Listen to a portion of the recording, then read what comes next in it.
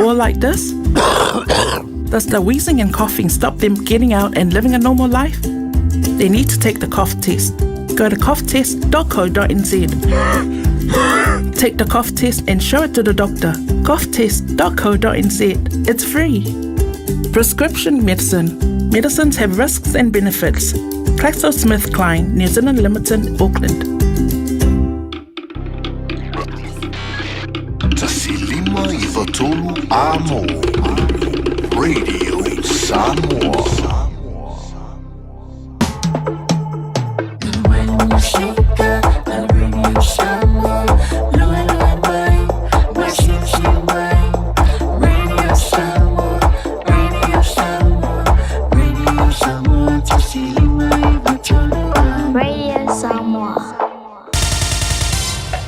Usi mai alau whaafafonga. Telefon mai Samoa ia su taitasi. Wa au mai amo oe ona o le langolango mai a le talofa voucher. O te whatalo whero tātu o tunu o te tawalunga o ngā ruenga o tala mai Samoa. O ala fuapo convention se whaatonu whalau malima te ina aise malo tausi. A o lumana i aise palo ta tele to e sa ili aisu i o le pāle mene. Mai loa i fo i se whainga malo fōu. O le ua wha iloa i min stau tupe se wha talanoanga taluai nei. O le wha sino ala lea mo isi malo tausi le lumanai. Na wha iloa i min stau le tu ina atu e le lo ia siri o ia ala fua. O sira fia ima mala malamara kāpene tale malo tausi. O le fufonga fitalai e maua lono tutongi ai toi wha fo i le ta vale. O le sui fufonga fitalai e le maua se tutongi ma toi wha fo i le ta vale. Pei tai o le ua whae loa le whailau tusi o le whono au whaitu la whono i se pepa o wha amtalanga. E siri atu o na malosi a ia inga, o le tu la whono pule ma tu la ngalo ia le whono au whaitu la whono, o le tausanga e awhi iwa se lau ono se fulu, e peona sa pasia le pāle mene, o loo aia i ai le wha au au o to whinga, o le whafonga whatalai ma le sui whafonga whatalai, i le teimi o le malo tausi. O lea fo ia ia inga o loo aia i ma le wha au au o wha amnianga mo ia to whinga, e pe o totongi ma ta vale le malo.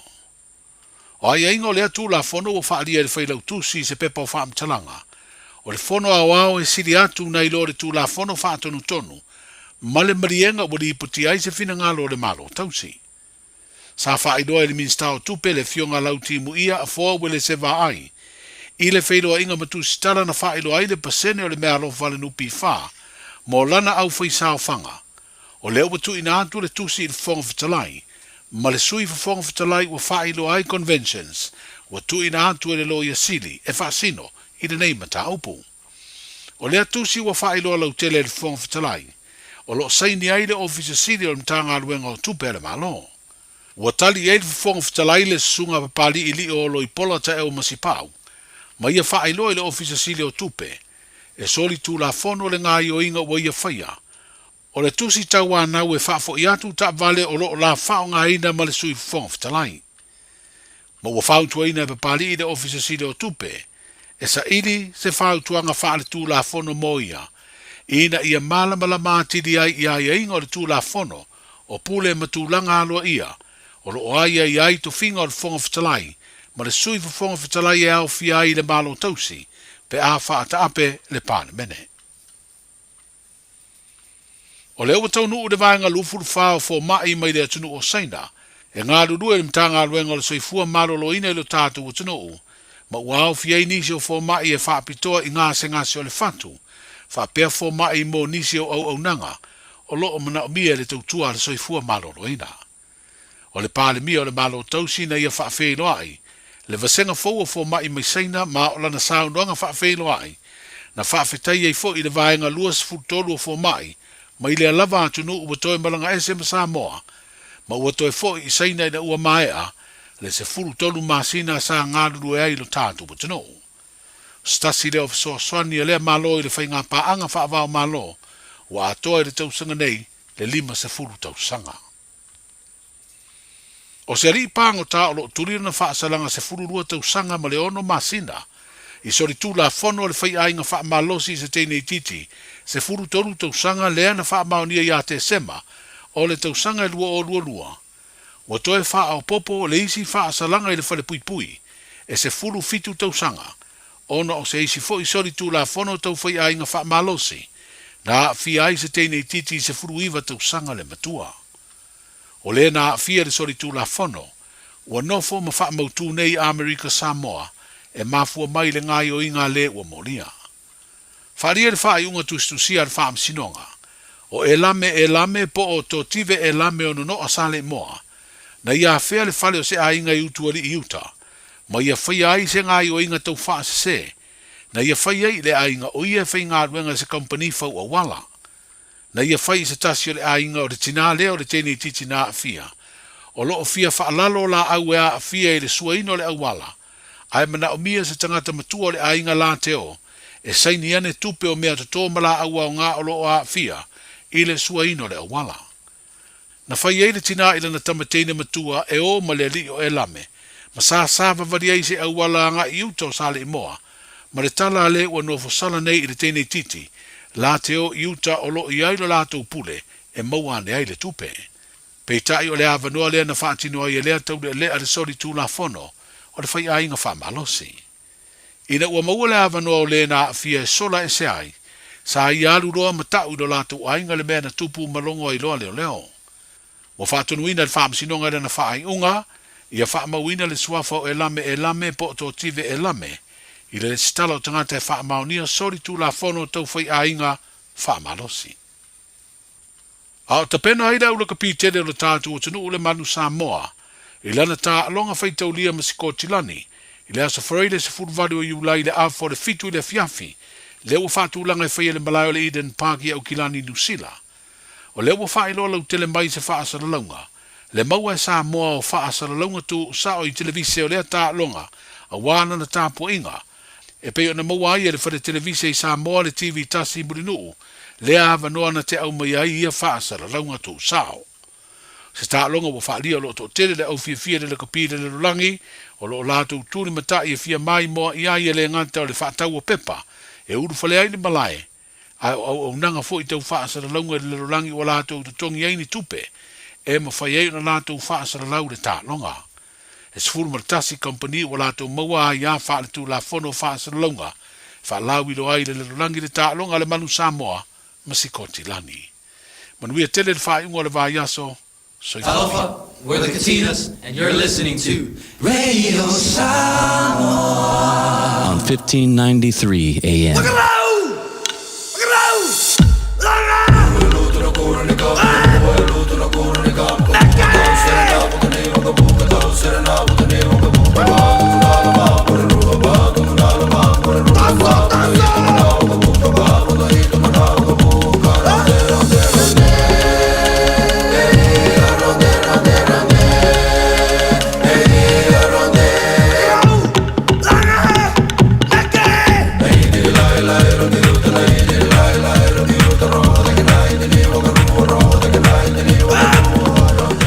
Lewa tula mai le tātou taimi le wati wa fitu minute wa te aile tula fitu o le tautua whaau pēr le Radio Samoa se furulima i vatolu amo ea ma le tātou ponkalame wha ngā solo le whai ungo le neiva yaso ina ua tu taula le telo whaau mga luenga sa whea ngai ma le tātou tinu i le neiva yaso malulu ia pole amatanga fo i le neiva yaso le neima sina fau ua tātou iaia o tātou savalvali atu ia i masina muli o le nei tausanga e vi ia ile alofa maleanga le leo le tua ia ilona alofa lana pule whaasosoa o mwhai ino tātou toe maua tātou toe au lia mai le nei aso le fia malamanuia se aso whaapopo i le soifua ia le ngata fo ilo leola pe ona tātou iai ile nei lanolangi le tumau ofa alofa ma whaatano whantu le tautua Radio Samoa Sflima Vitolu Amo ile pa ia lasi o le tātou tinu whapena ona maua mai le tātou ponkalame ile nei foi vaenga o le afiafi. Ia, ma ila tō umalawa pe ona maua mai le tātou tautua le Radio Samoa i lunga o le Facebook page le ngata foi lea o le tātou YouTube channel yelo manatu mawalunga. Ia, sa manuia ia whiau mangaluenga sa ala usu le tātou tinu.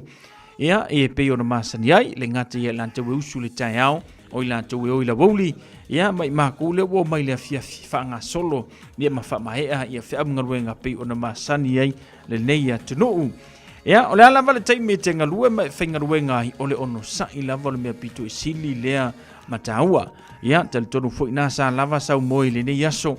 Ta penai ma e fa sauni iau fe au mau ngā ruenga mulumuli o le poa na nei. Ia fa pea fo I wa faisi vave kele o lau sa veu ele mo wese keime ke moe le ia hi a. Ia lono winga o lou lava fa tamala. Io, wa e ango I lau ke fongi ma e sa veu sa veu wangi lunga sa veu I lalo. Ia e a ka fa maela I lunga. Ai ngalo ia oi ua tatau ona e moe. Ia ui lea, ia fa moe moe le a maua so malu si fa awawai au fe au mga luenga ole a fiafiana nei. Tato woe va ile talo le tau, tato foi mai. Ia ona whanga solo leo le tato proklabe a miso le tutua.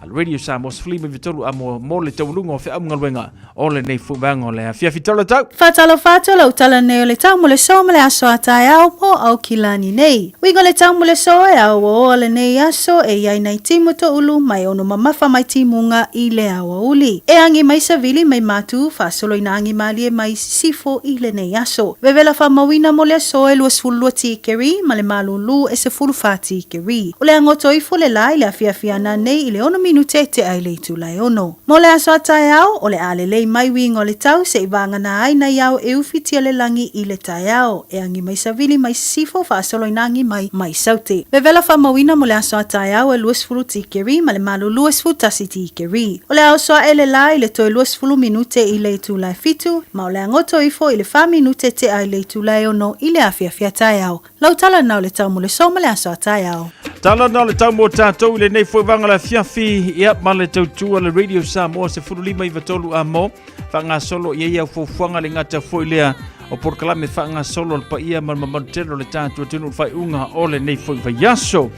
Ea o la tātou anga ia tuloa mo le matalio le tātou porkalame nei musika se ufifiloi a wale manava o ngaruenga fese mele na we poloka mai ai lunga a wala whai le mulo sa tāua tele le mau le saunga le mu mo tātou iso se vaenga ole a e anga iai I le nei fuwanga ole a fiafi. Ea matulanga pe o nei eile toi va ainga le talo le tau mo tātou o whaisi maru rua le ngiva yasu. Le ngaka fo I le ole maa nosio le savidi nisio teimi. Ia ma le palasio le timunga. Ai sa mana ia le talo le tau mo tātou le so. Sa va ia le susulo le la. Peta ia ne. Ia sa kau whaila wafuma kau ko uru mai ngai ki munga la haiti mo tātou. Ele nei fo yaso. Ea mo ele na te whaafonga mai runga le tātou Facebook page whaatalo whantu. Le ngata fo I leo le tātou YouTube channel le mafuta mai ei sina leo. Se fo manuia sina whaatalo whantu ia tā Steve I lunga le tātou Facebook page. Le mafuta mai I whea fo ili tāsi le kewa mai Canberra. I au se talia. Te uso ia weta siusta le mafuta mai lunga le tātou YouTube channel. Whaatalo whantu weta. Ia whaamomoe na manuia ia oe. Ma le ainga le nei fo I vanga la fiafi. So loi so whaneru so I fo maruia whaatalo whantu whaatele whaatase mai so loi. Le ngata fo le whale uru Francis Sua. Le mau mali tātou porklame male tautua. Al Radio Samoa se furulima I vatolu amo.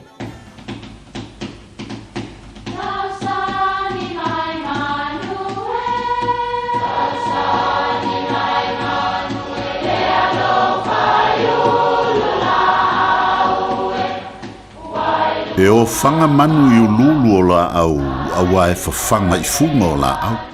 A o le tangata, e whawhanga I upu matala. O le mawhileo o alanga upu mamuanga ngana Samoa maona whaapongai, e a fua I lona sio mianga. O lona lea sao I le whaatufunganga o le iloa whaale aso, mai le tautua se ia o ina pule. O alanga upu mamuanga ngana, ua lanto mamanuina le tō whamanino a Samoa, mana tua foi, e tāo fitau muli le atunu. A ua tingi malau, ta uane I ai maolo. O le muaftalinga le nei e whapea le tala, o le tangata whale lantai e ingo I aolo. A o tingi le li I mai a moa. Sa au moe uma le wali I nei I le teine o lau. Te ngale alofa o lau I a tingi mai a moa. Aina wha aipoipo lava maolo, ona o le whinau alo lantou whale upolu e nonofo maolo. Ia, sa nonofo nei olo malau, ai te I wawhea nei whale lantai le malanga tingi mai sa vai I le isi aso. O le toe vaaia la e lau o le li le nei o tingi na toe fafangu mai le alofa whaavale o lau i a tingi. O na o tingi o se li i la le tele. Ia manatua foi. O tamasawa ia e sama o lantou tino pe a fea ngai me tamaitai o le mele la le iai. A o tama upolo. Ia e vala atu manu e pe o leu. Na o ina le mawhai le teine o lau o na tau fiofi o na langona i a tingi. Na o ai lava ina whaatino o la lofa.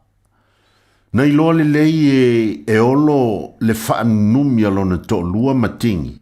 A e sa le pisa lava o na olo na fia mafuta pe i a lau. Ua maitanga lau o na fo i leo tingi i a moa. Whanau e lau o le tama. Tasi aso nā lua i le whaiwa olo o malitama. O le tama, o se tangata whalonga tā tele i a olo. Na i taile olo i lunga olo la waa, ma mamulu atu aila na upu whapea. Vai oe, wai whalonga tā tele, ai oe le o so uatari u te lei lopo ai sau kama. O na o aile o le tama malona tina i a moa e whatasi matingi, o na uatau tino e olo. O le tama lea e le o so nātali. Na o le tasi po o le talano le o tingi malau. Po oile ngoa mo le a whai ngoa i tama. Na mali lia lea o le atu whatasi o lai ngoa e whai ngoa i le tama. A o le taimi lea na toi alu watua i lava ia oloi ia moa. Tutu i fafo le fale o lo talano ai tingi malau. Ma whalongolongo ai le tonu lea. O le taimi lea a o lafi olo, ma whaalongolongo.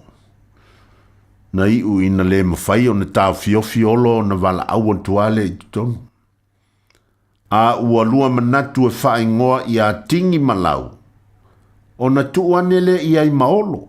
O na ingoa ai leo le tama i a tingi lau maolo. O upu e whai no ai se la ngona o se tangata. E manao e a fia ai maia. Ia, po lona tangata i se filifilinga ua fai. Pe fia maua fo i sona matu pala i se manuia ua iai isi tangata.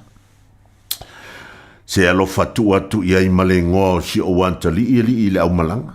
Ia, fa pe e o faiwa ai maloa o faiwa ai to ilalo. Mana tua ale upu ale tasipa le mia i longa o Samoa. Le fionga i le tontoli i a to filau eti alesana. Na sauno ai le mautafono i mulinu. O le mea e le lei i a pia e le lei fo i mo savai. A ua tingi malau, ia ta uane i ai maolo. Ia manuia lau fasonga Samoa. Tasi lima i vatolu amo. Radio Samoa.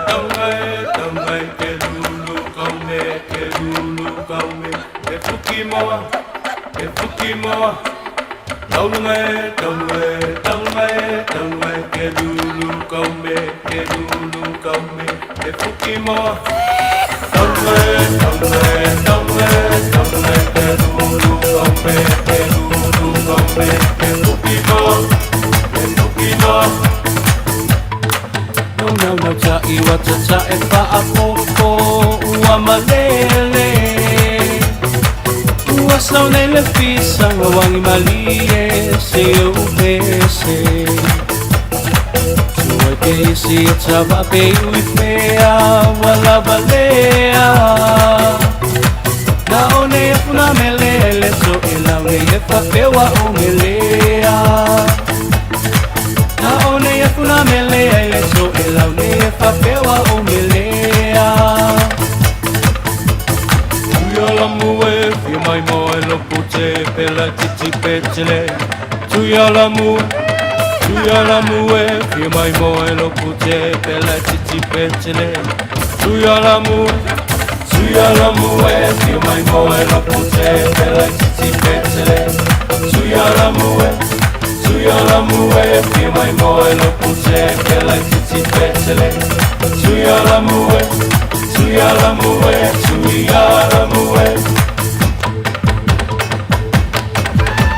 Oh, it's a fair Sangatauwe Vai pule salafa Ai fai talo sana Ai aua la vale pasala su No pano Ile malawa Samoa Le fie ponga I mai lalo Savai ole aso Mea fa'ato fa'soko O uala taona salamo Samoa loto malo Atato savali pese tama vale O aso ua mawai Sano tia lo tapale E au poli uli Sa fa'ala lave Na puni tiari Samoa sia tapale Na o fa'alo Ile malawai Samoa Le apia ponga I mai na lo Savai I ole aso O mea fa'ato fotoko O uala taona salamo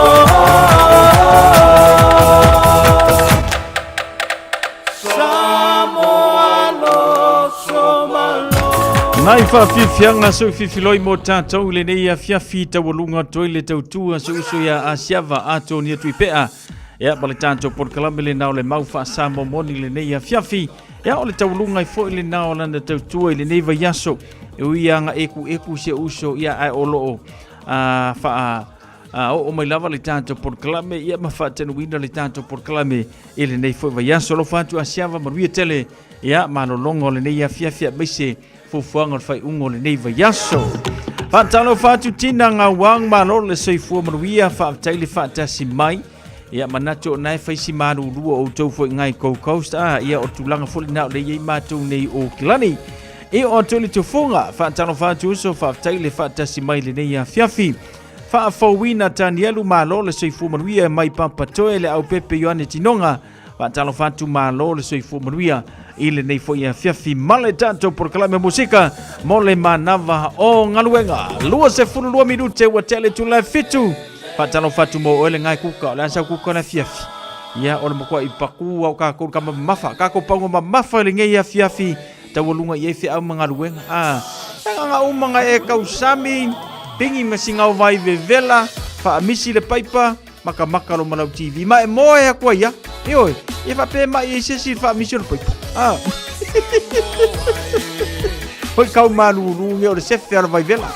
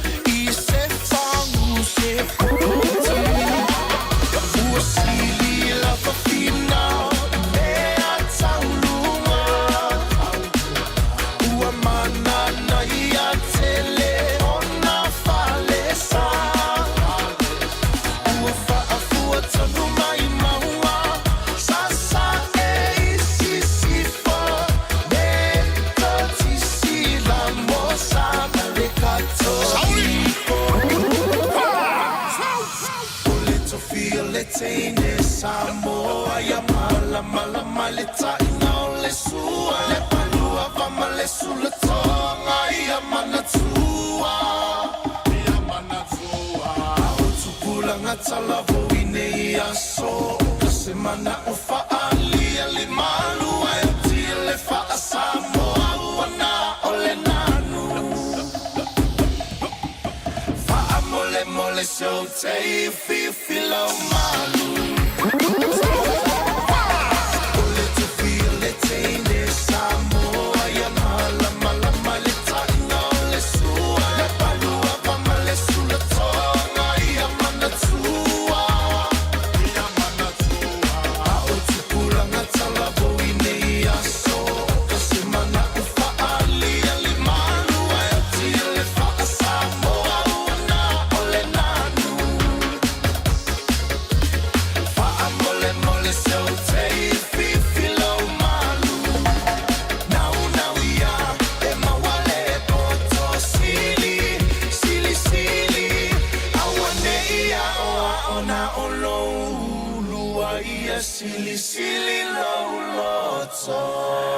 Ela nasi fonga mai le sunga ia waino manisi no fatunga mo tātou di nei fuwanga le fiafi.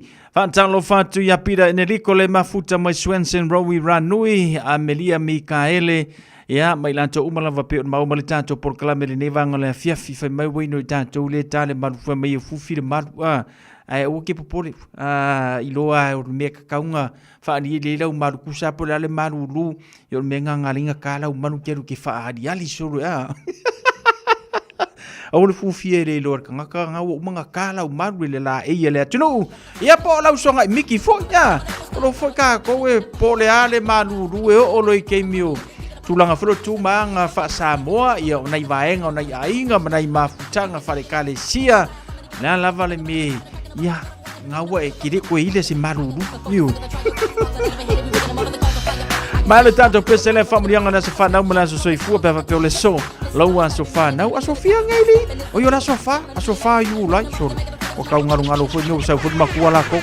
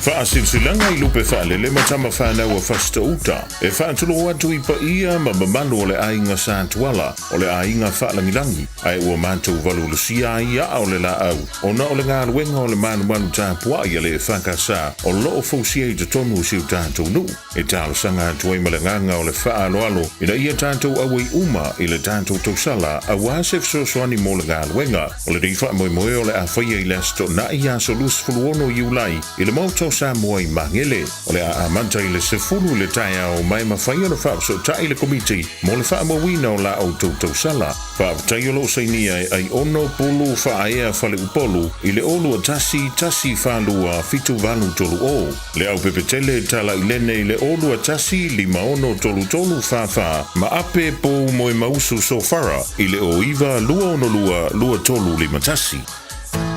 O se tala fiafia nei Samoa, wei nei se tautua ma se aunanga family noto mai le kampani o le City Car watu si tasi dua lua Lincoln Road Henderson. Te maua iai le tele o tawa la poa ban e o foi tatu tawa le laiti. Tania foi la tofa le tonu tongi e talafu mo le tatu cashback. Ama tatu 5 se lausi aga ia tu le 5 afe tala. Fe sota mai ulungia Peter Pernanto le numera o lua tasi o walewalu fitu lua. Pe ai manaumia se tawa le fau molo ainga I le tau malulu. City Car .nz.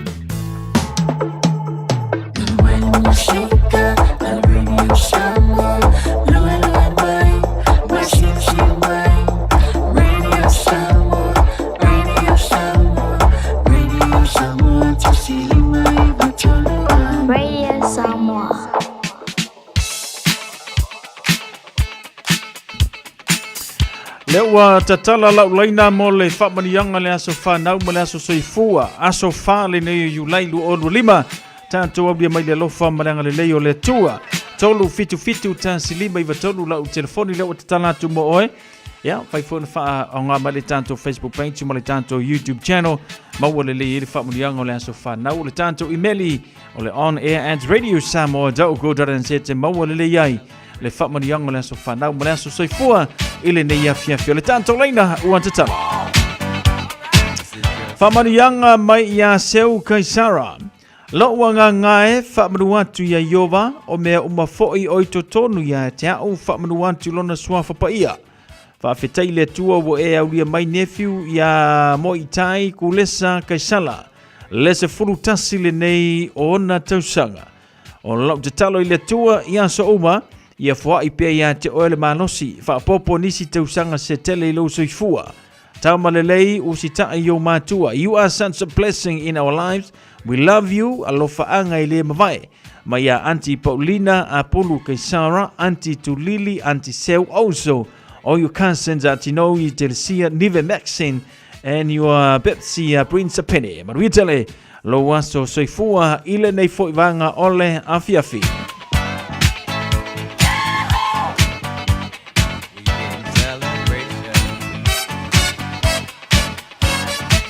Lesia whamarianga lau tanu mai runga le tātou I meli nei vanga le afiafi mai a Emi Suaniu. Whawhetai le tua ua ulia mai e sio mātu tina pelina o Perestene o le maua Samoa. Ma laitai pai aua so whailo na valus funuiva tausanga I le so. Manuia lo waso soifua mama mātou te tatalo pe I le tua. Maua lo soifua maloloina tātou te mafuta I pea ma enjoy. Low New Zealand citizen na ua maua. Oh nice. We love you mama. Alofa anga o siau whanau I no shonei whaafetai. Manuia tele lo waso soifua ile nei fovanga ole a fiafi.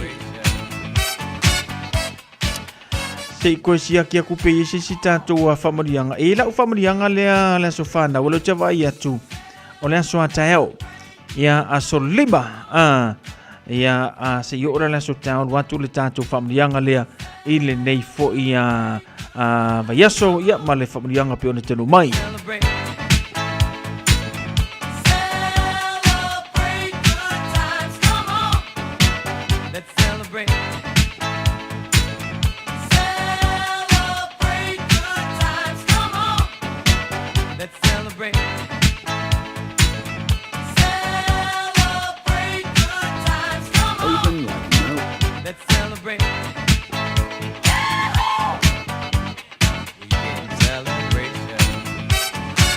ala lei paula na la o fa manianga le wa tonu mai e ta ule ne fo banga le fia fi mole tu radio Samoa ila tu wa dia mai tu aso fa na ma so soifua ia talo ile tu ia fa popo ma tu fo inicia se telemo o tu malava wa dia mai tu aso fa na ma so soifua ile so aso fa le ne ulai lu o lo limo tatu le mai ile lo fa maranga le lei o le tua mai le pulenga mala o fengelwenga ale radio Samoa se fulima iva tolu amo manuia telo to aso fa na ma so soifua ile nei fuvanga la fiafi te talo ile tua ya maua ni sia se telemo o te umalava mafuta i mainga ya maisio nai whanau nai wo ya maepele ya te otou ile nei fu ia fiafi ya male whamurianga o aso whanau maso soifua pe o nei ile nei fuvanga o lona aso freile male tanto porkalame le sali o tuanai pese atu whamaruia ma o whalo whatoa ile tanto porkalame ile atuanga o aso whanau maso soifua ma o touma.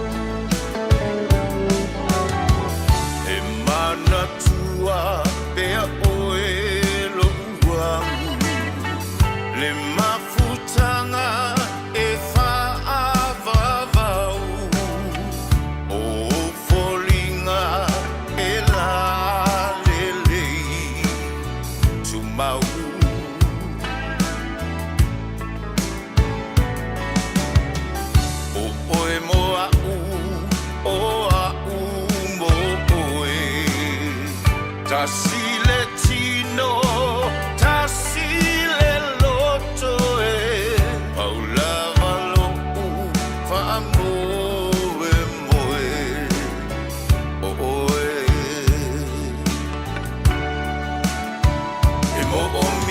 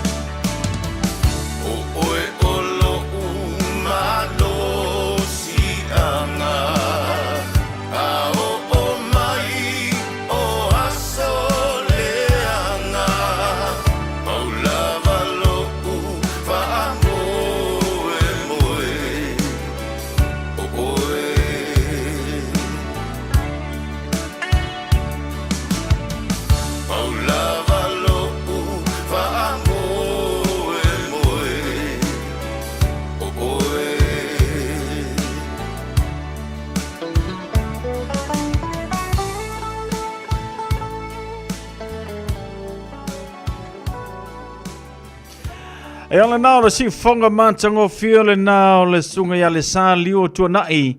Ia, manisi nao whatunga mo tātou a tawalunga tuai a mo whalofa tuai le tātou a Port Kalame.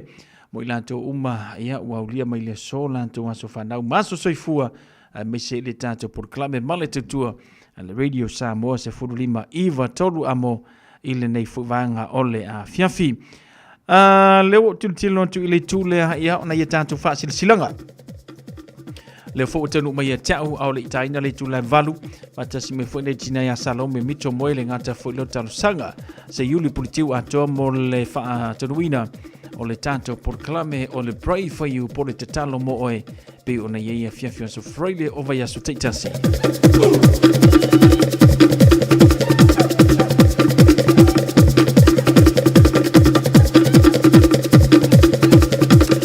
Mai tato fasil silanga lo tonu mai tau le nei fiafi va filifili ma le tusi o le songa awane ngalo saulo minga o le tusi o le songa fatasi ai ma le lolo minga o le va filifili ma wai fa lupenga o Samoa i sifo tutuila ma manua o nisi o tana tu o Samoa o le ngā upu le mata whaioi ale matai le whainga o le fa lavelave pe o le fa poiponga maliu le susinga o ainga fesila whainga paolo si i whanalo Falangingo e kalesia mo le tele o le ngangana whaanoalo. O le fitus fulutala le tau na o le ofisa lava o le Radio Samoa i le tolu pa tolu ono Hopewell Avenue manukau. E mawai, mo nisi whaamatalanga wala au di lua no lua ta silima iwa tolu. Lua no lua ta silima iwa tolu pe tangai ane i le Shompa Radio Samoa .co.nz whaima yeisau oka ia moa tātou tusina.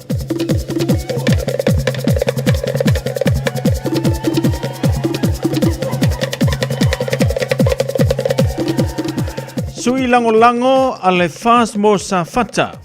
Tasi loto whanga.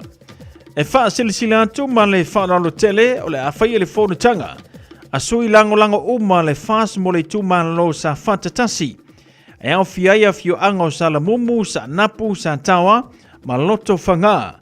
Ua wha moe moe whaia i le aso sa ono iulai. Lua o lua lima li tu le whai le a fiafi i le no whanga e whaiai moto Samoa. Tasi tasi better drive I mangele. Whawhesanga I ma le mangele shopping center e te talo atuai ma le avatele. I tupu mai e mawhale upolu.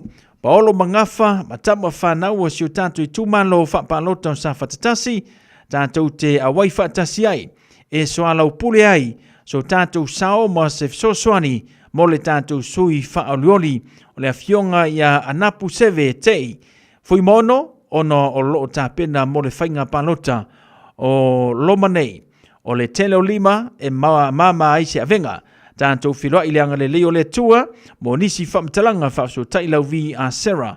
I le olua lua tolu o ono, lua tasi tasi fitu. Olua lua tolu o ono, lua tasi tasi fitu. Whaia ma le whara le tele. Sui or komiti mo a napu. Seve te I fui mono. Lo sainia le tātou whaasila silanga le nao. Mafutanga ainga te vanga mafaleloa. E talo atu ma le nganga whaanolo tele. I le paia ma le mamanu le tātou ainga I ona whaletama uma. O le atu e whataunuina le isi tātou mafutanga I le aso Samoa mua iulai. A so ono le tu la e lua tolu sifulu. Po le afo le lua I la wauli pe atu ua saulinga lotu. I le horo metutisi I St. Paul I Otara.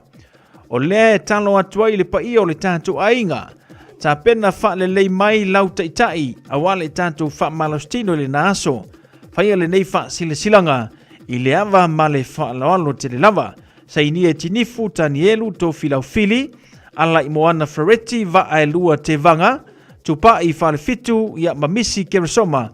Mo ta mao le ainga wha fetai. Manaia nei ainga wa amata fo ia lato wa maftanga.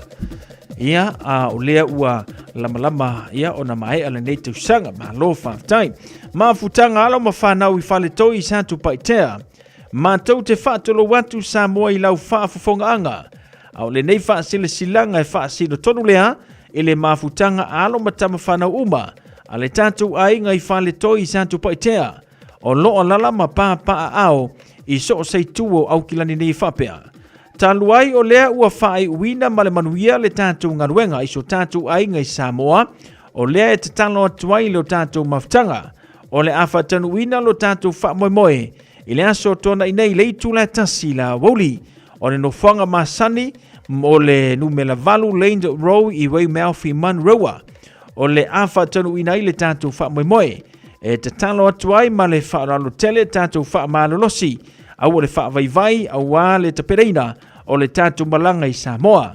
Mo nisi wha matalanga wha so taimane, le o lua tasi, o varuwha, o iwa fitu valu, o lua tasi, o varuwha, o iwa fitu valu, po le o lua tasi lua na lua, iwa fitu o tolu, o lua tasi lua na lua, iwa fitu o tolu, whaafitai sei nia le nei wha sila silanga, e asiata nu au sala malau tafi sina pati o le tata i whono whaafitai.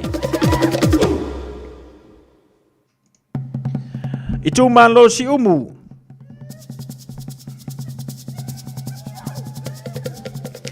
Ua malama i ulu manu le fetu ta whai toa. Sulungi ai pa ia o Samoa e ta tala vai toa. Ua tala leo maalie le seunga. Wa e malo whaiva sa alo atu iai le pa ia o sa asomua. Tu uu li o fale lua o tu la fale. U ta ile uo ma le fale tolu. O se wha fetai le a u. A o se wha malo ia Samoa atoa. Wo ma paolo ma ngafa o mafutanga na ananga lelei lo matou wha moe moe. Whai mai so se so o le whaola. Ele ai se auro po se a rio na o le suafo le li matou te wha pea tuai. Whawhetai. Sanga iane manuo le tua. Toe wha tomu le ngao o no lo o tauanga lelei. Whaapitoa se whawhetai so matou ngafa tau le langi. Laua fionga fono ti sanele Iosefo, male pa ia o ainga na lua. Wau tau le whaangalo a fia isi o na vao. Le tina pelo o Maria Iosefo, sa ngā lulua isi umu, o loo lango mau, i mata fala o le malai, e a fio ai ta pusalaia. Whawhetai le angalelei, le mafutanga a le eva markoko, ia malongo itingo matangi lelei, whawhetai tele, le pa ia o lo tato i tu malo, ua vala au whaano atu. E fia whaia se tātou whono i le aso tōna i nei. Lima, masine fitulu o lua lima, e le tu lai whai le fiafi. Sa ili ni se malanga i Samoa e momoli le masui lea na maua. E le mana o mia, le tuu umi o le tupe e whai si la poa. Ne i mao i ai le lo matua. O lo iei nisi o le tātou mafutanga e malanga i le korwhai nisi i le vai aso fau. Ai a fifio mai, tātou swala o pule, ia pe fina ngalo e oso tu uu, ai no nofo uma o tau. Whiloa i le aso tō nai, manuia tele, whawhetai, o la o tau au no tu uu, tā la epa, tū la pau olo, marau le telefoni o le o lua fitu lua no iwa, fitu whalu ono, o lua fitu lua no iwa, fitu whalu ono, mole i tu malo whawhetai, whale tu uu tu la pau le se furmale lima Imri Ave, i mangele whatanu inai le tātou wha moe moe le nai le awa ma le whaaloalo.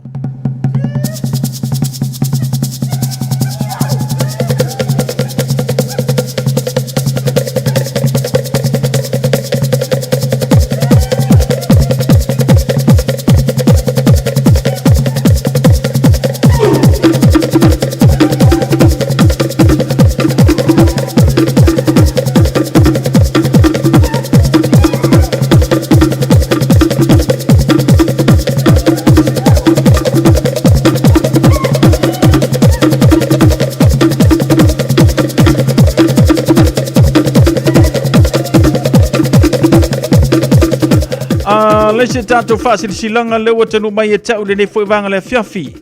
Wheloa inga ma le whaipule, MP te anau tuiono. Ua papae nei le fua, ma ua papale ina ua te tele tonga atu. Ua longo i longo a le tapisa le laua manu. Awa ua pepe le tau manu ula, e peo le whetalainga i le maria toa. Ua tō manu i le nātau sanga i le sa ilinga malo mo le toi whaafoi mai o le siti senia ni usila o Samoa. Sa soi fua i le vaitau o le tā siva lua wha a ngai i le tā siva whavalu. a o pulea e Samoa e New Zealand. A lea ua apia le whanga o Aotearoa i tupu mai e whaletua matausi ua manuia i le sitiseni New Zealand ma ua lala nei au kilani o le ala lea o le la ngao so mātou leo. E wala au whanona tuai i lo o taupa ia o le awhaia le tātou whata singa i le aso ngafua. Fito i ulailu o Orwalima i le Manurewa Sports Centre Mountford Park. Tasi valu sifuru wei Mount Rowe i Manurewa i le tau se fuluanga i le tasi le wauli. A fifio matala a au mai se i o tātou wheiluai e lulu lima ma whaatalofa ma le susunga il whaipule i a tianau tuyono. O se avanoa le au maua e pu e aiso o tawata ma le whaipule a maise o toa sa tulai mo Samoa e mana tuai le tala i ana whanua e ngase toa ai ola pule mo nisi whapatalanga whapsotei mai le Asa Foundation i le Orwa Tasi ono tasi valu o whalua Orwa Tasi ono tasi valu o whalua i le ava male whaaloalo.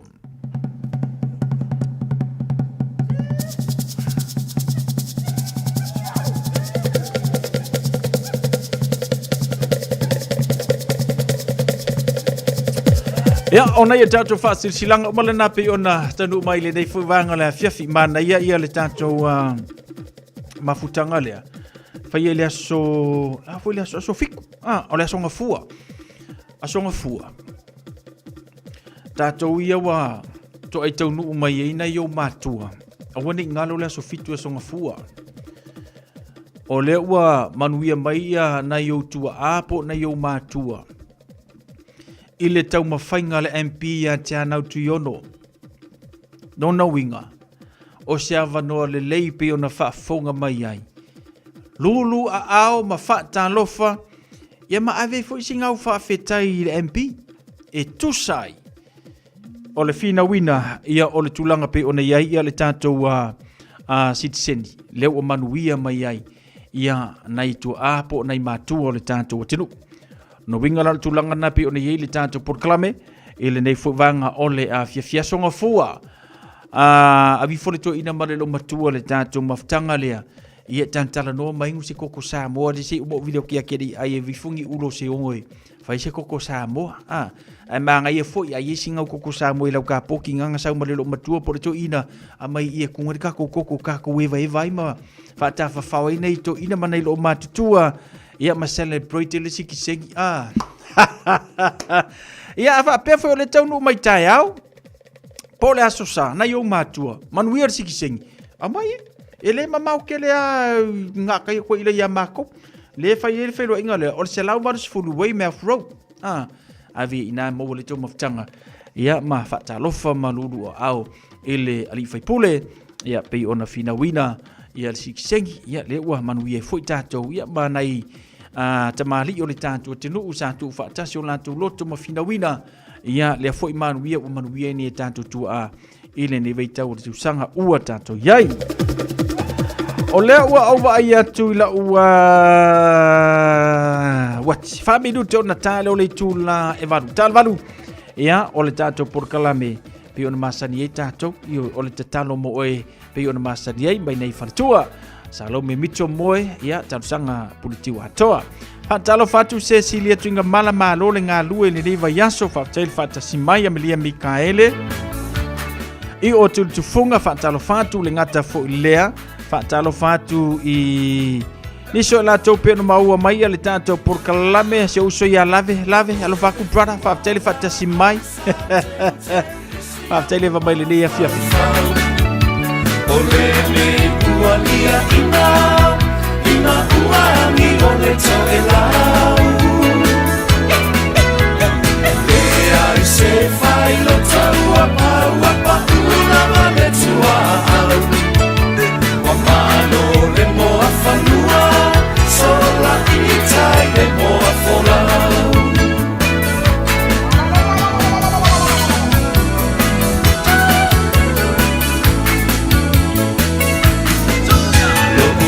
Satu tala noa safa a moe moe atu I fonga noa.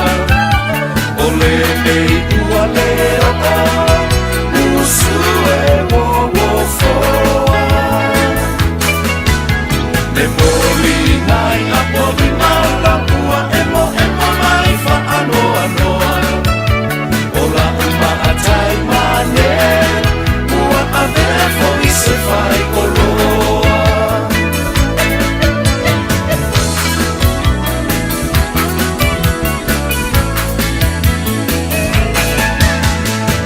matangi e uangi ua lola ua pe au o me sami ua pa ule fetu le la satu i le mai lua mai o matangi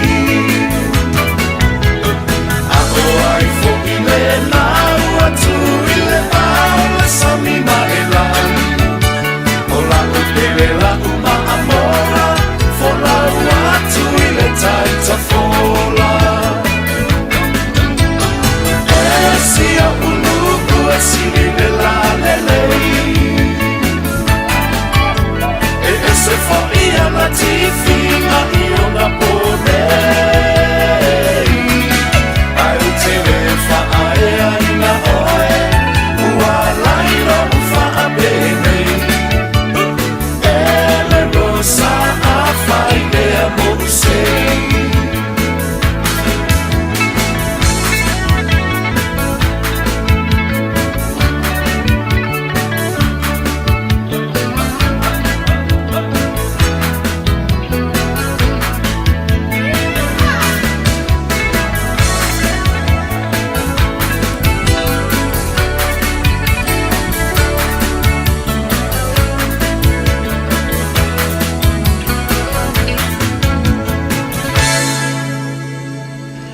Elena si whakamantango whiole nao le Tatiana ina ua tātonu leitu la e valu.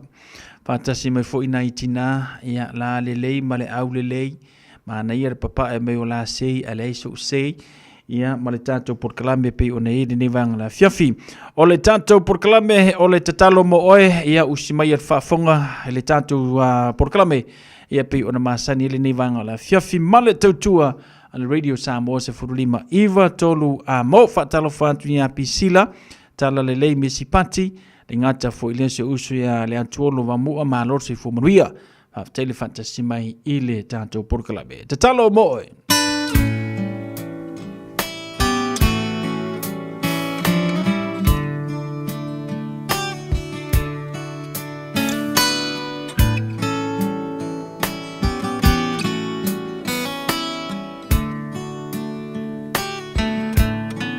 Mai le vavau I le whaavavau tu mau oe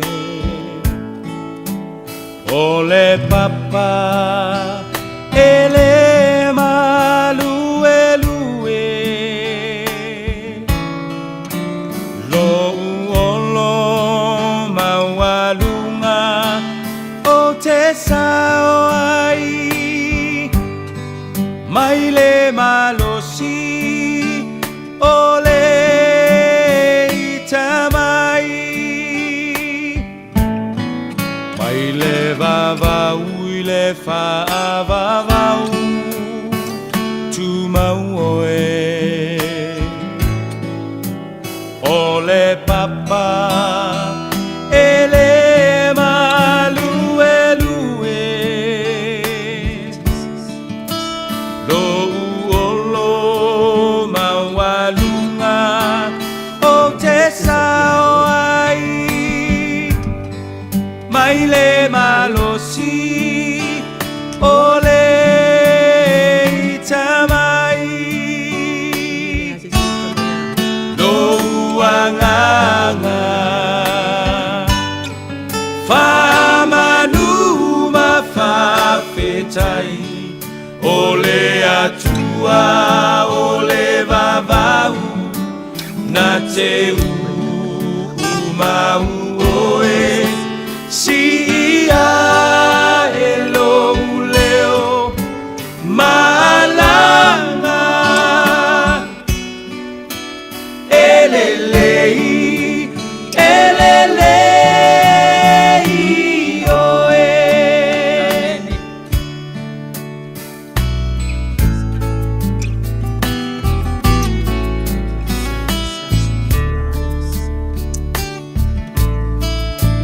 malulu e mea uma moau silafia e ia o umanatu Le atua le maunga, le atua le vanu. Mua mua pea, olo le lei, le lei mea uma. Lo uanganga, famanuma fafetai. Ole atua, ole vavau, na te uma oe, si ia elo uleo, malanga, elelei, elelei oe. Uanganga famanuma fafetai ole atua ole vavau na te oe si ia elo uleo malanga elelei, elelei oe, elelei, elelei oe. Amene, amene. Fatalo fatu Samoa I lau fafufonga anga le nei afiafi. Fa malo le soifua maua ma le langi mama I le pa ia lasi lasi o le au fafufonga. E olo o mafuta mai le nei afiafi. I le ngata I New Zealand nei au Samoa, le Pasifika ma le lalolangi atoa. Ai whaatalofa whapitoa atu I o tātou tamama tina mātutua. Whaafetai molo o tau soifua tatalo tali tonu. O le atua lava le tali o tātou mana onga uma. Alo mai a Samoa.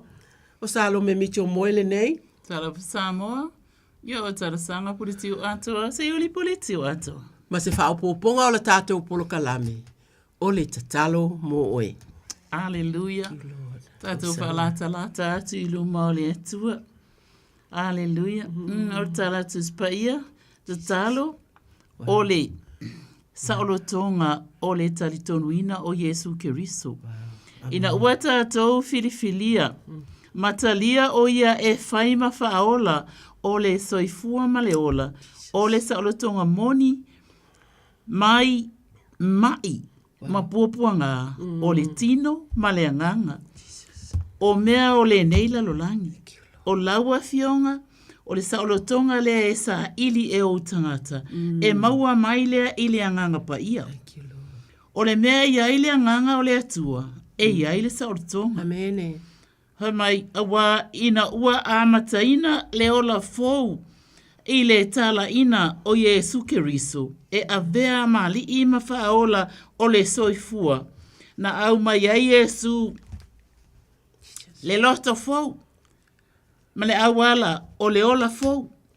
Fai mai Paulo, I le tusi e lua a Korinito tolu fitu, o le mea e iai le nganga. Amene, o le atua, e iai le saolotonga moni. E whaafetai Yesu o I mātou o malava e tali tonu ma whaatua-tua ia Yesu Keriso. Watatala ina iai le ava noa I le saolotonga tu mau. Whaafetai lea tama I le whauunga o le saolotonga. Mātou te au nai matangata uma o le atu nu o Samoa. Mai atu nu mamau o atu nu ula tamai. Ia whapea New Zealand nei. Whamanuia le atu le tapua inga le li ima le tamai taipule. O le radio Samoa Pastor Louis and Ane Bonifacio. La wafionga pa ia o le atau talangia e loa fine ya Salome Mitro lo matau tama. Ia ai maise fo ile li lo wata li. Lo whapenana whiangai. Ma le tau aveina o la matau. Por kalame lunga o le ala leo. Le li ia sausi o whanua. Ia lo matau tamapa e ia e whaau umai. Ia te I mātou ona o la mātou au nanga. Whau ia I mātou te talo. Ia longo mālia I lau whaafonga anga upu o mātou ngutu. Ma whauwhaunga o mātou loto. I lau lava suafa Yesu. Amene. Amene sanga. Whaafetai. I ia lea tua. Whaatawa ina I le nei afiafi le tātou whaamarosi. E salamo I lua se furuma le fitu. O se salamo a tāwita e ese le mātou o fie. O le nei salamo. O le fesilia o le I o whaitawina. A whai e tasi lava se mea e mawhai ona e ole atua I le atua. Alleluia. Whaamata o le ale nā mea. I le salamo o le a o whaitawina. Whaafofonga mai. Amen. O Yehova lo malama ia ma lo uola tanga. O ai e so o te whewhea. Amen. O Yehova le malo si ia o lo uola. O te matau ea ia te ai. Na si I taua mai ia te au tangata mi o leanga. Ina ia ailo tino o e sa wā mai, mai e ita mai ia te au. O na tausu ai leo I lātou ma lātou pā u. E ui lava ina tōla uapi se I tū taua e tau māu. E le whewhea ilo loto. E ui ina si itia se taua ia te au. O te loto te le lava. Whatawa ina le neia fiafi le fuai upo le a o whai tauina. O le fuai upe whaa. E tasi le mea ua o wole atuai ia Iova. O le mea lava lea o te saa ili atuai. Ia o nofo I le fale o Iova. Ia so uma o lo uola. Ina ia o iloa atua I le mātang o fio Iova. Ma o saa ili ilona mamalu. Amene. Da, o la tā vita o le salamo o tā vita. Whai mai. E tasi, mai tā vita e tasi le mea. E tasi le mea o te ole atuai. O le tele I o mea tātou te ole atuai. Ia e leisi mea o iai, e telefo I mea o le ai. E o le ai tā vita ia I le atua. A tonu, whai mai tā vita, ia o nofo. Ina ia o nofo I le fale o Iova. Ia so uma o lo ola. Ina ia o ilo ai le matango o fio Iova. Ma o sa ili ilo na malu. E te le iloa se tangata pe a le a e masani I sa uo. E te iloa le lei lava o na winga fōlinga o mea whapena. Au le lei pe a ia ma winga o mea umai te iloa. A e pei o le lui mai le neia fiafi. Pe whaafea po whaapea lo tātou wola. Soifua, lo soifua sa ili tatalo I le atua. Whamai tā vita e tasi le mea, right? E tasi le mea asanga. Amen. I taimi o tātou talo sanga. E tātou te o atu ma o tātou mana onga. Po o whaafi tāuli o le olanga. Po o mea o lo ofia mawaile fisosoania le atua. Whanau maa inga e ka le sia. Ia ma le tele lava o isi mea. E tā uma lava nei mea. A ele nei salamo. E tasi le mea o le whai mai e tā vita ia. Whai mai e nau e maa futa ma le atua. Ia so uma o lona ola. E fia nofo. I le fale o le atua. Amen. E nau e maa futa ma le atua. Ia so uma o lona ola. E fia nofo I le fale o le atua. Ia kopo e whawhai upe valu. Whai mai. Ia outou whaalatalata atu I le atua. O na whaalatalata mai ai le o ia te outou. E fina ngalo le atua tātou te nau watu I tātou. Tātou te mafuta mai ia. Ma tātou I lolo na mātango o fie. Oi ai a tau le mātango o fie o le atua. O fia tusi afe maafe o tusia. I le matautia o le atua o lo tātou tāpua iai. E iai le tau I tātou te maua. Pe a tātou mafuta ma le atua I lona maota. Salamo na whaitawina. Whai mai le whai upo e lima. E la walu whai upo e lima. A wana te whaalilo ia te au I lona fale a pitanga I le aso vale. Na te nā tia au le mea lilo. I lona fale whetā whai. Na te whae e tia au le papa. Amen e asanga. Mai e whaalafi. O vevesi mai pia whaafita auri o le olanga. O le atua o lo tātou la fitanga. I se mea lilo. Tātou te mālolo ai. A tātou no nofo mama futa mai ia. Tātou te saunga le mū. Na te si whai mai na te si itia I tātou. Na te si itia I tātou le papa māua lunga tātou te sao ai. Whai upuna le I lalo. O se mea e mawhai ai o na tātou langona. E mawhai ai o na tātou langona. A wā, I le vevesi lea tātou te iai le whainga o tātou fuafuanga. E matua I le wale ai wale lopo le ale tonu a whai po se whono le a inga po a umalam. Ia wale lopo le ale tonu. Ai a tātou mapu ma tātou a sa ili sanga sa ili sau sa ili au ili atua. E po le a ele mea le a whai. O I nā lava se ilonga wa e alu e se mai lava I wha lave ma lave ia.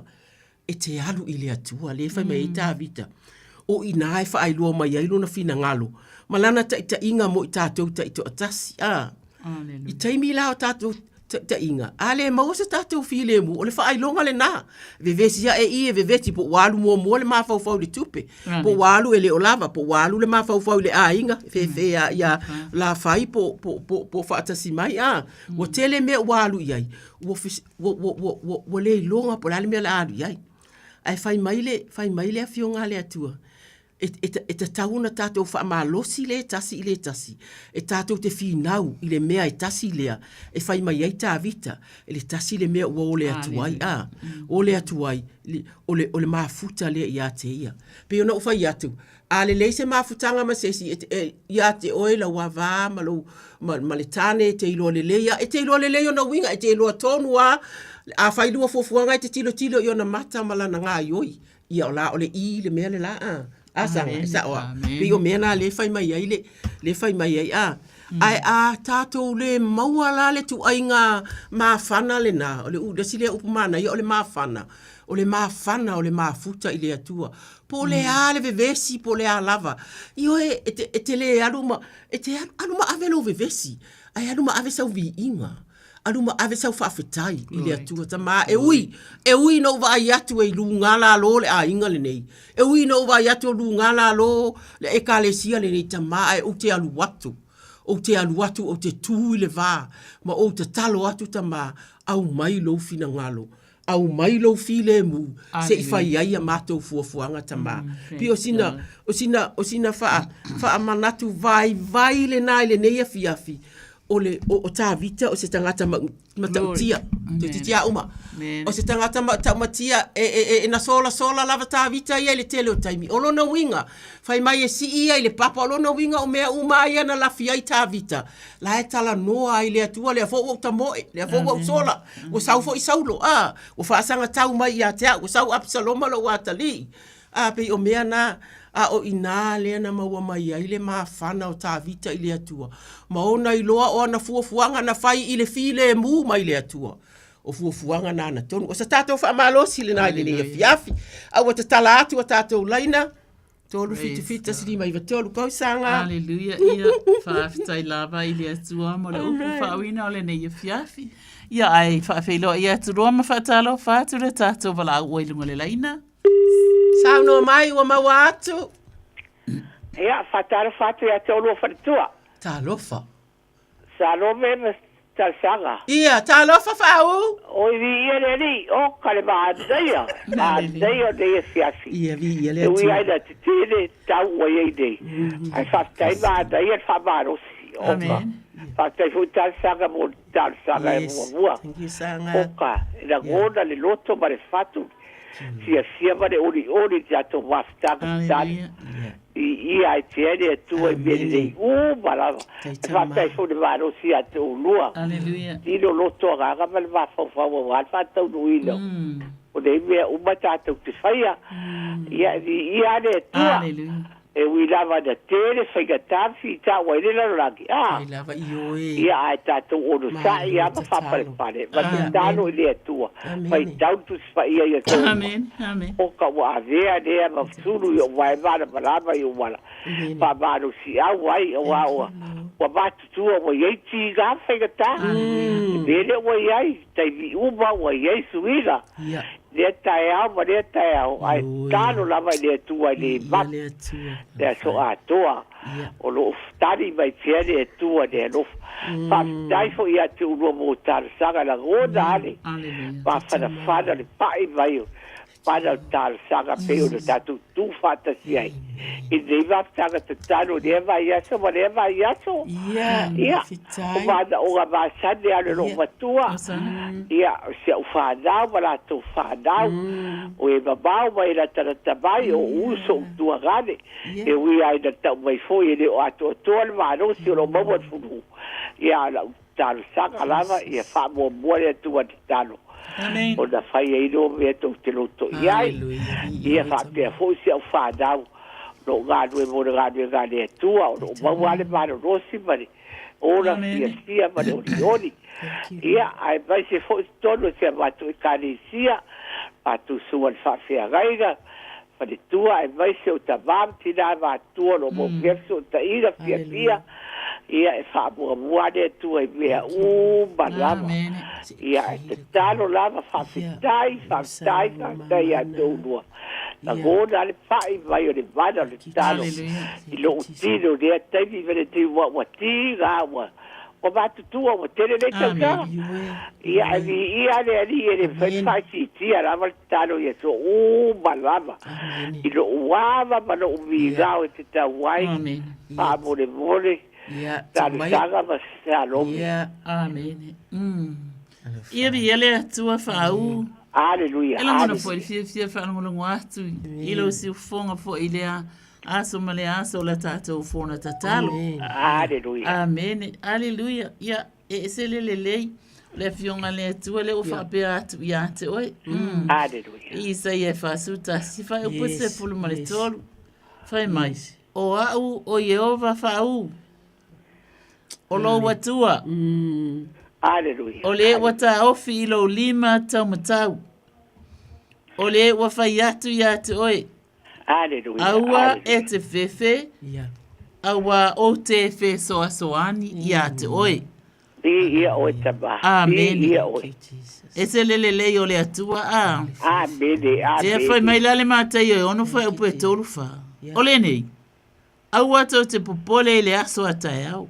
Aleluia. Awa e popole le aso atai au. I ana lava mea. E te tau i le asolo na lava le anga. Me o di whabao. Aleluia. O ana nafi. O tea. O tae au. Ele i o mai. A o le asolo nei. Na whaia Jehova. Tātou te oli. Oli ma fia iai. O le atua e le pupu ona au. Aleluia. Amen. Au e tō laulawina i la tō uma. O lo whape nao na e mana o mia e pa i atu. E ile mananga le leima le alofa o le atua. Wana ia se tasi e lilo. I le whaafonga anga le atua. Aleluia. Whaafetai ai le ata mā. O i la tō umana pa i ane pa i atu pa ifo i ai o pa au. La vea. O i la tō tu tonu o le ekalesia. I e mātua se atu se o pito i titi. Ia e mai se fo i le atua. O le sunga le whawhengainga. Ia oi. Mana tua se ana whanau, o lo ia tunu o mau, o lo whenau na tala whauto ia i isi no fuanga ia. Ona o le tala le lei. Ia alumane mana le tala ia te oe. Whaungaina o lato soifua le atua. Ni to tele ni se manumalo ina mo le o le whabavau. Hallelujah. Ai ngata fo ilea so afa manu maro iskristo fa tupu le fia lona loto. Wa mato langona ina olo o yai mai o tangata matua po ngase ngase o tangata matua. Ai wa mato i lo fo ilea tu pe ona ia ta ua o ile vai taule nei ia e fa metala tu spaia. E ui lava ina matutua i lato. Ai fua mai pe lava. Fafitai olo o fua mai lava le nei tina. E ui ana langona ia ti ngāle tino. A lea lava e tala ele mamalu o le atua. O lea lava e wala au matau tau le suafa manualo o le li o le ola.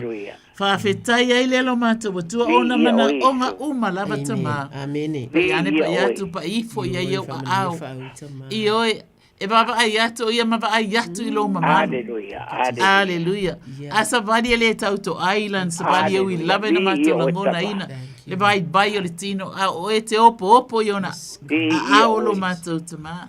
So afa manu malu iskeriso leli ie ola nala mātou talo. Fa atupu le fia fa atupu le oli a moe mariela na moe. Ala mai whanunga le lei ona o Yesu. Amen. Amen. Fa fitai manuia o le tina. Tal saga mol tal saga oka. Ia fa todo ano o Aleluia. Oga de tua. Ano vale badal talo de ia fa tumleu. O kosha mana. Lo agaga te vi balaba bawa lo varo si tiro loto agaga balaba balaba. Te vi foi. Tu foi ia tu aiga ia fa la le tu awala uba. Fa tau du ia balba ia aiga lo ia fa dau ai. Ia me foi Saudi atu foi mo de weekend, mas tá por ira nessa. Ia badui, lava o rua. E o gado que lava de talo, foi pia. Tai lava. Fazeu da. whamanuia ia te urua whapea fo i sau. Ole tō mawhitanga neia fiafi, a toi whae so whae soifua. Ia, soifua ia whau. Wha soifua. Wha soifua, whau. Whatalo whātu wala au ile laina, sauno mai. Mālona o sai. Soifua munguia, ia ki o rua soifua. Ia, tātou kia whai. Talome ma. Ia. Ka sanga olungia. Mālonu, oi talo whae, mālonungia. Ia. Kai umaua le avangoa. Ioi. Ia wa avea lava o lua fonga toi masuri wa ia o le kua e ala i donga pingalu. A war ka ko fongo kalo i le ngei fiafi. E wala awa kuai ni ngei ko inga wha mole mole. Alo whangia si o ngei kangaka. Alonga lava ia.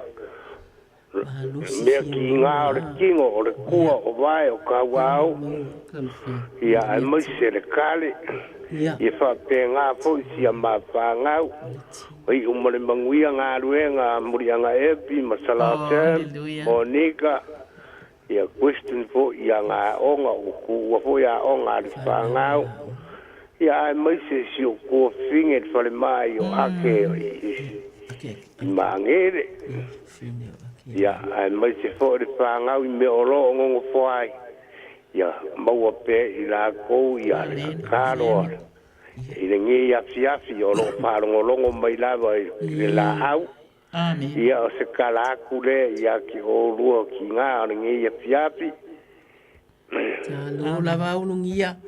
Tātou wole a fionga le atua malo le soifua maua. Malo, tātou wole a fionga le atua au mai ana fionga. E wha ia tātou tatalo, whai mai. Whai mai le tusi na uwhaita wina e tasi le mea wa o wole atuai. Ia Iova. Le mea lava lea o te sa ili atuai. Ia o nofo i le whale o Iova, ia so umolo uola. Ina ia o uola atuai le matango fio Iova. Ma o sa ili lo na malu. Amen. Iova, au na mātou tamā, ioe tamā, mātou te whaafetai aua fionga. Whaafetai e te wala au mai, e te una i mai, e te whesoasoa ni mai. Ia o lo watali, ia o ulungia, whianga ia ele ilewa na whaamawai atu ma apa. Ia o le nei taimi tamā, alo whangia ia. O le tangi mai mālosi fia maua ona o ti ngā o le tino o iai. Ia ona o taimi ma tausanga o le soifuanga. Ia na whanau ia muli anga efi. Whape ngā le whanau i a inga uma i a onga. Ana whanau uma olo o i a onga. Tua whawhine i mangele. Ma lātou whanau ta ma e uma i tau i a te ia.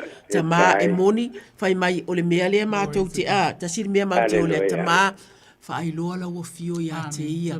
Ia la ngona e ia lo feta lai mai e ala i a ua fionga lea tua. Lea tua e ala i a e tali mai lea tua e loa e ia le file e mui lona. Iona whale pe ona whai mai o lo saonga le mu mea umata ma. Ia lo whangia feta lai whaai loa e tele ala. O oe o lea tua mamana e te iloa ala. E te so ai i au whanau. Lea tua o lea tu i tu i e te tala lava le whai totoa. E pei o au fionga ta mā. Amen. Le mole i taimi o le matua o le tausanga. Le taimi o le tele aina nofo na o ia. O na o ia le tele ai o ta maiti a onga. Ta mā mātou te talo ta ito o lua. Ta ito o lua ina. Ana ngalo au fionga lea tua. Ta kontango atu ta tala mai. Po ani au whetalainga. Ta atunu ni wha mawhana whananga siri lea ia i mātou i taimi ua mātou mātutua. Lona nau ia manuia si ana whanau. Lona nau ia solo le leipea lona ainga. Lona nau i e kālesia o ainga uma i Samoa. E olo i New Zealand nei po salala wai lea tua. Pe olo na nau le na awa a fia ia. E mana o fo ia fia uma tamā. Ia a fia ina ono le vala au mai pea lava pea o ia. I le mātou fono te talo tamā. Ia maua le mālosi. I le nei boa o le asa na whaitau po o tae au foi. O le ase mau e te ave ia ia umia lea tua. Ia umia ilo na loto ma ia whaapea i fo e talo whae. O le atua lava o te alu iai. O le tua fo i tali mai a te au. Le atua o le mātou te talo lea o alava nisi ona mana o ila lo ifo. Ia ua e sila fia ina tamā. Whamanuia ia unungia ma ona ainga a toa lava. Ona o ke wise ua mātou wole atuai. Amene ma amene ungia. Ia whaatai wa whamalo ia te o rua tina le neia fiafi. Aleluia. No whangia e le tua tumu pe le utu awa. Le tua malona singa ngalo. Ai fa manuia pea le li I se taimi foi o le a. Tu ua I tonu o le ofisa tu ua ma le fua feiroa I manai whanau ma ainga. Vi ia le atua. Ia soi fua ia. Pa soi fua ulungia. Soi fua. Ia whaatalo whātu tata wala aurunga le laina sau no mai. Malo le ono sai. Malo me masanga. Malo. O Nina. To Nina. Malo Nina. Ia malo la va malo. Aleluia.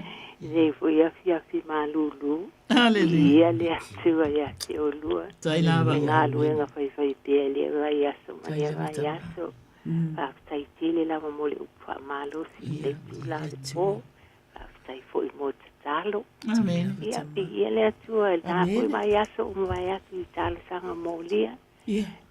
Manuia I foi nei ai. Aleluia. Ia o e kale sia pa tai tele lava ia te olua. Vai masui vai ia le atua. Ia o lo fai a pel nei sau ni o le talo. A e o mana o masani lava. Li whangalo ina si o tamatu I ina wha malua. Ia male no whaalo. Ai masisi au e kale sia ato o malava. Le lo a inga taitasi. Ai masina I tamam tina matua. Nai whanau fo o malo lo mai ia o onga. E ia leanga le leo le atua. E masi lato fo o whatau tuli e tonu mauta mala. Lau ai mai tunga peo leo langa. E le whapitol manao. Mai se tonu ai o fale mai o fale o nai tangata mati. Tu ai masi foi fale mai o nai whanau. E tu ina tulu matatou funu talo pa mole. E ai masi foi tamu whanau si o ainga. Ai masi se o eki. Kalesia no salau so se tuo lalolangi fa pesa moa se au manga luenga ai masio a onga talonga tu ina tulu mata so fono talo after ile tua fa longo atu ile tamaya unia e la vaina ia le tua noi tu tinaya amene amene la vaina le tua lo fa funga tu la leo lo malo ia wala va si pa nau ia mo se foi tama ia le au malili ma le ainga ia o se au whanau foi whianga i ma whiau mga ruenga nei po ia la to u mala o ngā lulu ia pa mole mana tuatu tātou pono talo ia mana tua foi tātou ma tanga talo ia la to u ma lo mana o mia sotoa ia ia ngani le ia tua ia o mana o ngai e tu inatu ia te o lua wha mole lava maya Aleluia. Ia le tua. Ai lava. E se lele yo le tua. Amene. Mana e foi ele fala ngolongo atu ile iso fofongo o to e mas foi ordina. Aleluia. Amen. E se le fama o ni le tua e fama lo si au. E fama fana e fa lo te tele mai. Ona e tonu ina wa ele tu langa matua le soifua. Yeah. Aleluia. Ai fai mai la. E awa te fefe. Yeah. Amen. Fai mai awa o te ia te oe. O le talana na Isaia. Fa tasi fa upo se fulu. Amen. Fai mai. Thank awa you, le fe tepa tepa. Jesus. Aleluia. Pei o le fautua mai le tua talo fai. Oi. E whaalongo atu te pātu I popoanga o lea. Ia, ia. Whaalongo atu te pātu mawhatianga o lea. Aleluia. Ia. Ai le lele te pā I lale na. O le te pā. Ia ona e ta na e whapenana bili mai tātou te tutu whaatasi atu I luma o le atua. Ia, nene. Lea lai whai mai. O te whaamalo sia oi. Oe nale tina. Aleluia. Oe nale tina tonina mai o te whaamalo sia oi. Aleluia. Pai mai awa te te pa ia wa o olo o tua te whaamalo sia oi e moni. Te lo mea umai e whitarai mai lea tua ia te itatou. Aleluia. O mea e moni. Ia. Pai mai o te pesoa soani ia te oi. E le ma whaenuma mai a awa lofa lea tua. Thank you, Jesus. Pai mai e moni o te pesoa soani ia te oi. Ia. Koe whai mai foi. E moni. O te tau fia oi. Amen. Nga mea moni a mea whitalai mai lea tua. Ia, te tātou ni fia ia. I lo o lima tau matau. E iai le ami o tonu. Ili ngata lina, ai ami o tonu lava le atua ila na upu. Amene. O le fola mai mawha maa losi mai ai. O i lato umana e ta ua mai. I lau vala au. Aleluia. Ele o lilo lava stasi le whaafonga anga alo tātou watua. Wa talu tātou tali tonuina. O lea tātou te vala au i le atua, o lea na te sila fia mea uma. Ai, o le fina ngalo le atua, whai mai, tau watu. Ale na e tau ua uma lava i la tau le nefiafi. Mai tau watu mea nai tau te mana na oi, a wa alo whaafofonga mai oia. Ia te utou, ia leli ia lo mātou ta mapa i ai. So i fua manu malo Yesu ke riso le atua e abatu ai le ola fou malo si fou. Fia fou i o tangata. O le no whaalo i atu nuu ese atu nuu mamau. E tali tonuina e leo mawhena ngalo ia i la tau le alo whatau longo o tina. Mō lau whaamanianga i ova i a te i la tau. Ai maise fo i o whaafia ngainga. I e kāle e sia ese. Ai le ngata lea o tangata matutua i lea e kāle sia o nuu maainga. Aleluia. O whanau i ne o lo lato o whioa i ai. Aleluia. I le su wafa manu malo Yesu Keriso. Wa whailava o Yesu matai ala. O oe e te leo e te pui leo fafo. Ma leo fale o tangata. Ia leli ia lo mātou ta mapa i ai. O le nā le vala au. Ua mātou i loa. O a ao mawhanawhana. E la veai e fosi ia i la tau uma lava. O e na tā ua mai e tina i lana talo. Amene tama. I le suafa manu malo Yesu Keriso vi ia oi e oba e whaavavau. Whaavavau lava na Yesu. Amene. Amene Nina. Whaafitai tili lava ko le talia mai o manaonga. Ai a manu ia te le lava ngā duengo nei a fiafi. Ka alofa. Ka alofa ngia lea. Tua fori so i fua au na so siu te au na ngā lulu e. Aleluia. Ia fua i pele mau e tele ia te o rua wala wa ta ino nei mafutanga. Thank you, Lord. Ia manu ia to e tai mea lua ngā duenga. Ia. Fo i sau. Alo fatu. Sai fua ia Nina. Sai fua. Amen. Fatalo fatu le vala au le laina malo lava le o no sai. Tai lava mo le manua. Ta lofa oli. Ka lofa o mesi tai le aia yo kako matanga. Ia. Ia le atua. Ko whanonga kwai mo kumoku ale alungon. Ile karo le pa ia atoni. Pa pe au ka pole mo ko pe pa pe hui ai longa mo suka mango. Le ai le wa ia lo wa noa. Abi ia le atua. E wha maura loa kumani anganga whaatai. Ka te fia wharonga ki nganga lo wha au, o long time o le lupo piengo puai, o ngā kleni ia lo paki ai, ma si ngā puika maa o e puia. Te o wharikua leo wharonga kumani. Ia, o tō nina maulungia. Ia, aura ua kakarikonga le mako au waa, o tempo plaka whapia. Ile pai mo fia mo pukokan. Ia. Ai whai mo fia. O ka maua Yesu ia kai ni umero ko pale. Amen. Kai ni ke kan ya mo malinga olo maka. A ese le yo le tu ala ya Yesu Kristo. Ia. Wa ka umanga ka nga ko le kane sia rango e kare sia ko ile ta mo lengu. A le ke lo fala ba ko ile ko kramele pa yo ko. Wa ko ne ka ko masa mo.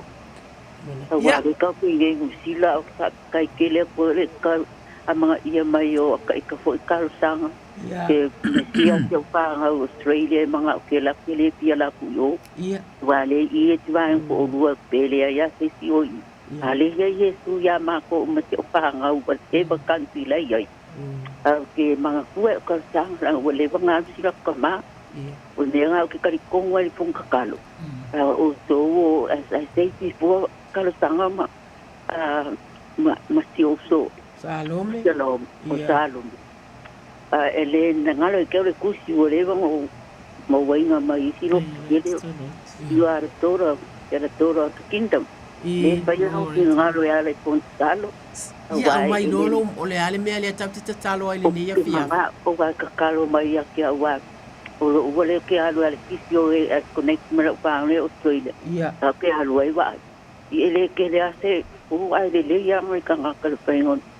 Pero tua maleu malo vai ia lewa manguia o se fofo o e alu ia i pole Ole fisio fo nga le pasingo ma. Oh, fisio, yeah, got you. I got it. Yeah. Fo ma ia parang ia la ke ro pa ko nga pa isa. Ia ma ko ba be arang ma ka men ku I ko le ba de ka. Yo le ata talo mo la fisio o le ase si mea. O le ase si mea o mana o iai. Ma se o vanga o se o ka makule sa mo foi. Ia ai wa pa kula ai fo da ki ia nga ko ke nga ai ngolu ko. Au ke le o fa sa nga mai wala ngere sira ko si pale o si morong ki ga. Yes. Au ko le ai ko fa. Ia o ke ia ko fa pe.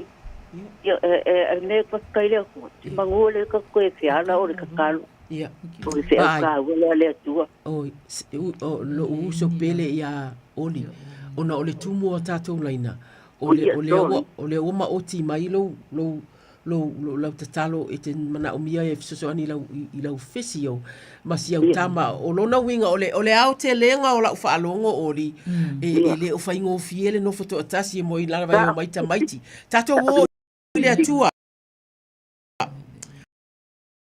tato wo I le atua pe ona e whaafofonga mai li salamo na whaitau va ai o e whaalongo mai o e le uso whai mai ta vita ana ole fa tua o te iloa fa mai ta vita ana ole fa tua o te iloa le anga le o Yehova I le nuu o tangata ola po ua o fa vai lava fa longo I na fa tali atuia ia Yehova I na loto tele ia e fa amalo sia fo e ia lo loto I na fa tali lava ia Yehova.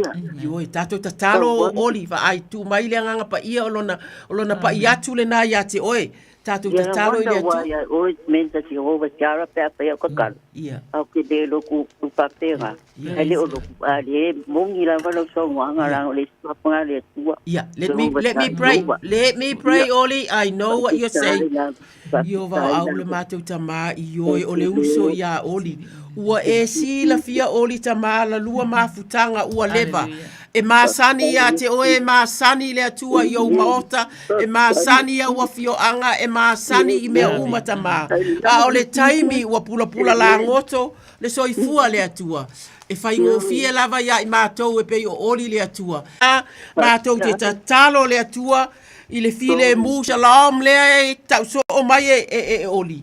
Le file mu na tama ia I loa moni e ia le tu ai ngā file mu o fea e mawai. E maua ia o fionga. O fea e mawai. I le mau mai o a fionga ma mau polo misi. Fai mai ia paulo le au na. Lo mai valu lua sifuru valu oli nai te iloa e whaanga uma lava ele atua mea uma tātou te o iai mo le leo lea lofa ia te ia ma ua vala a wina I tusa malona suafa oli tama I lift up oli and I say tama lo fangia taimi o loi mata ia iloa ia le atua e te le o loo e ia te ia pui ia tuli manu e whao lona soifuanga avatu le I whanau e whai maasi, a whai mavala au le atua, whai mavala au mai, e po ala manisi winga. Send Oli some flowers, kids. O le te talo I le atua, a mai ni flowers ya Oli e whaafia lo na loto. A ua mātou mautinoa.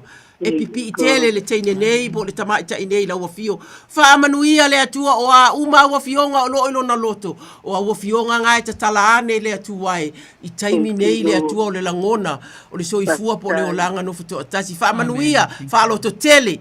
Whaata iai tu watu le loto tele ia te ia. E le itai uma lau wala au ia te ia. A o iai le soifua ma le ola ia te ia. I le suafa o ke riso lo mātou alii. Amene oli ia ele tai uma le wala au le ali inga lue pea ai ona o tatou laina uso e iai lava taimi e mawaini a tatou tala ia okay manuia le tu po ia tai lava oli a le tu le wala on traffic road tai oli ia mo ka tanga ia eu fuma se o pele ia tai lava manuia tele oi male ainga ia papea foi tamo sa ia wale le soifua ia oli ia fa soifua Hallelujah alofai ia malolo on sai fa talo fa tatu vala no le laina yoe Kalofa lava. Feka la ia oele. Ko ki a kero pa kokua. Ia ole au. Ole au. Angi mara ke fongi la makanga wo malo fa malo. Iva ia la le ka kongua yo fuanga ole nganga pa ia nga wo fua mai ake ole ngei po ole o sai. Ma nga ia fa malo si salo me ma. Masanga. Ya. Ma nga ia fa malo si fa longa. Lava ole au. Ya ni kula pia ki murike ya ku fa kai male. Fa malo ya urua fionga wa vera ba urua ma. Mama nga pia ke urua ke rua. Ole so kanga ka ko mo ka ko kai le langi ya mako kar sanga ya mako. Nga onga moria ya ke urua ke rua pa ka winga. Ya o manga onga masangi ya ke ko inga. Ya. E mua lava onga o. Man kuosi kinga ma ko kai kredini ya mela. Reki malfanga. Mela ma. Kua ye ka ko kar sanga va pesi o anti ro ni ponge. Ya fa fo morisaki. Ya man kua ila ko ye ka ko kar sanga ngai po. Amen. Ya mas se fo so ko finge sa mo o yurian. Simonge fa pesi uso la kiki o fonki yoange. Juliana. Ale po rua malfanga. Ya, fo ti yoange. Ya ale nga kai dia. O sia fanga o ngi sio mako ko e wianga kofu ila ko mango fuanga ngo foi ia e mangkua ila ko ka ko kar sanga ngai po ia ai mai se lava ia ma uama ngi sio fanga o lo mako ngo fo ai mai se sia pensando o di doi pe o ma kar sanga le fia fi mele o lo mo ia kingo mai ia o ama ima ko inga Leroy ya ole kalkong ole lofa mana leida sia o de ia kia a pension kinga ya ele nga ka foi dia bang ko se mako karesia ya se mako fai fe au ke lo kupope se mako fai fe au sa fa ka koria sa fa non ka ko ngal fa mai fara sem ole a for filipino si fe au man kua ia i kar sanga o ko ke ama kua wa fa man ia de kua ya ki pa so solo malo si longa ka konga ia ile ana nga ka foi de ia kinga ale ai mama ngi o mai ma sangi al kingo amen yo mai ma sangi al kingo e paula bo wa ma kua fo so fo mare ngi vai ka ia ia nga fa pere o se fa punga o se kala ia onga pauio ia manga onga ngi ko inga ngi kula fa mungia de kwa tai lava ya ke urua haleluya Dios vi ia lava le atua amene e lau taulongolongo ioe abea o e mata mai taulongolongo ina ia le alofo le atua mo se o ainga mamau o ainga lata mai ia o la weka le sia foi whaalongolongo atu nei, ia olo o iai fo ia le sunga le whawhenga inga alau e ka le sia vi ia lava le atua. Amen. Wale ngata i nei, ia o atu nu mamau. Vi ia lava le atua, ia e mai se isi o watari pele le na. Ia. Leroy la. Ia Leroy. Aleluia. Ia, toma whai oe awas poi tele, ngaro watari. Whai lava le mea loto e Leroy, Ai o le anga le whai ngi ko maki. Ia. Whai mai e tama, whai wha leila tali, wailoa. Amen. Aleluia. Le ui ngi ai. Ia, amen. Salamo la e ona tolu. Whai mai le tuai. O lo ua tua lava oe. Amene o te ala sa. O te ala sa ili a te oe. Malo. Ua fia inu lo nganga ia te oe. Ua o matua na watu ia te oe ile nuku na wati. Ua lai loa ai. Aleluia. Ele aini vai. Amen. Amen. Fama ia o i loa lo malosi. Malo mamalu. E pei ona o i loa oe ile. Malu. Te lo e le malu le atua. Amen. Praise the Lord. Amen. Wa aloa fio le atua i to tonu ia i tātou. Whai mai a wā o loa lofa. E sili lea ona le leile ola. Ia. Amen. A wā ale aile lofa le atua. Ele mo le ola a ia. Whai mai o te vi ia o te wai lava. I o ula ngutu ia alena e tala mai nei lo fonga. Ia e whaftaita Ia. De le o le atua e ui lama ina e ta umai o loo iai ia mawhatianga. Mamana o nga ese. Ai na iti tala mai le o le atua. E mafuanga le we vili mai e ona e lo tari tonunga e mawhaia e le atua so se mea. Amen, amen. Amen. A le wa e tala umama. Ia la mātou tua pa iai. E mātou te... Tu ina atu mana onga uma o le tama ia te oi. Praise the Lord. Ile su wafa manu malo Kristo amata mai ia te ia. Hallelujah. Tama uma o le atua ia avea ia o se taitai ele leito tono o le ainga. Hallelujah. O se taitai matala. O Yesu fa. Ele leilo na matala. E matala tau longo lona ainga ile atua. Praise the Lord. Hallelujah. Ia lava Yehova. O atunu mama o atunu ulata mai. O sa moa fo ile atua fa aftaitele lava. Yeah. Ile se wafa manu malo Kristo ia ai mai se fo ile atua. Jesus. Ole ia o se fautua le ia te ia. Amen. Amen. E fa pena ona ia. Si la fia fo ile atua. E fa o popo ifo ile tama. E fautua fo ile tama. Mole a inga atoa o e mamau mai la tama. Ia ai mai se ole whanau. So a whamanu malo Kristo. Whaelo ia ilo mamalu. O a ia tuunga le a inga e whai. O a mea uma le a inga e whai. Ia ilo mamalu e Ia oe, Yesu. Ile su wafa manu malo Kristo. O e mamau o e la tamai. Thank you, Lord. O whaelo inga whai ile atua wa ia tala noi ei. Ona e tari tonu ina. Elena ole paune i ole pōna te watu ia te oi. Hallelujah.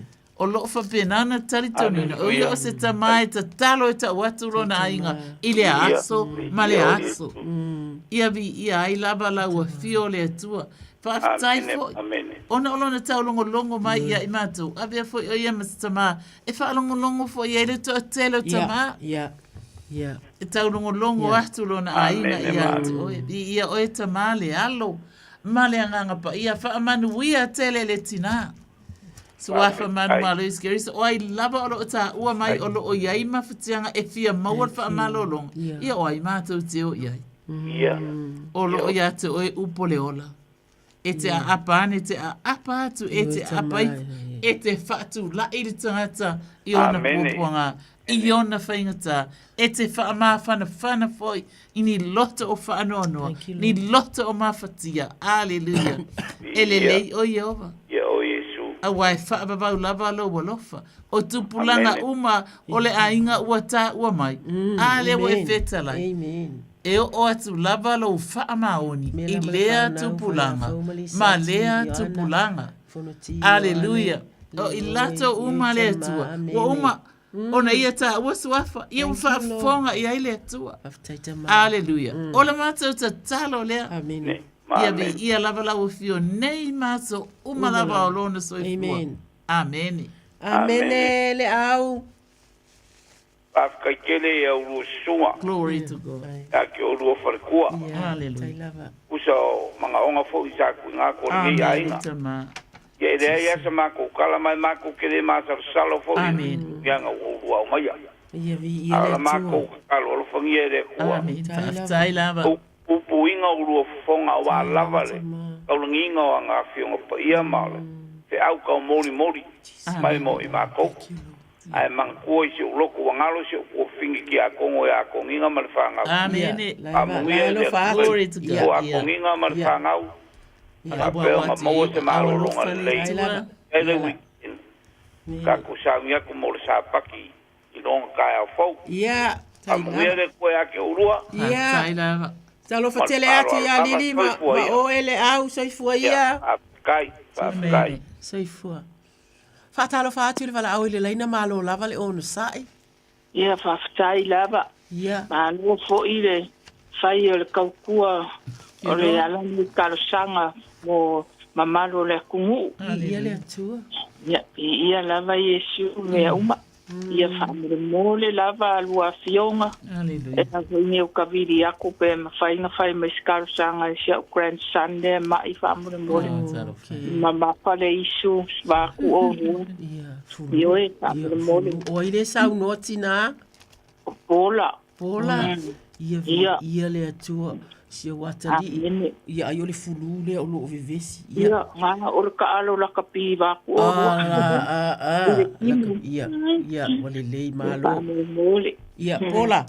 Ia va ai le fionga le atua i se taimi na e sila ele ai o nai te sila fia o te ilo lava. Salamo i salau ma le tolu fai mai. Fai upes fulfiti fai mai a o le alofo i ova mai le vavau lava lea. E o i le faa vavau. Ie matatau ia te ia. O lana fio tonu foi. E o i le whanau a lātou whanau.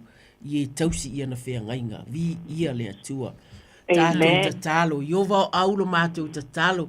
A tonu se taimi mua leo o mātou whalongo ina si ufafonga o pola. O yo lumalo na mana onga ta maa o si ona siana atali i pele. O maua i le fulu i a mama i o lo o pesi nei ta maa i sila nei. Ua mātou whaita wina ua fionga malo mātou mautinoa ta maa. O lo walofa ua uma o na iloa e pola e tū maulea ia te ia malana whanau. O lo na tali tonu fo i nā lai o na wala au. O lo na tali tonu fo i e iloa ai le tatalo e mau ai le tali. Ta maa o laua fio mātou te o atu malava.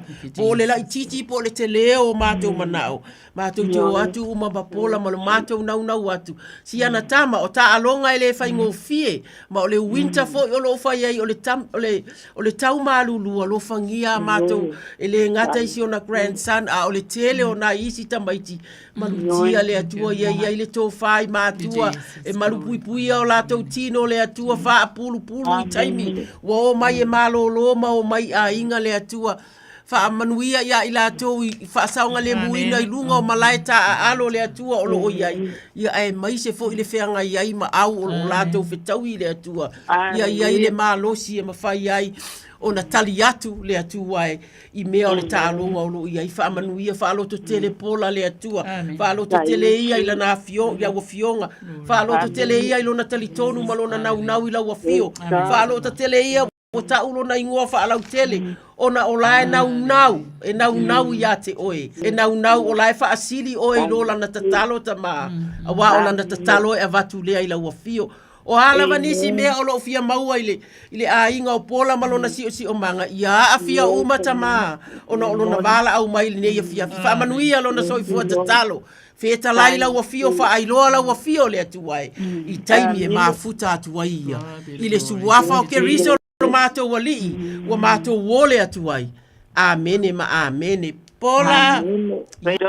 Ia manuia tele o ili tina. Lava ia loa sisunga, ia manguia kele lava le neipo, le kaimi ke rua koe fo ia koe rua mauka malawa. Ia manuia. Lao le atua, ia lunga le awala. Tai lava.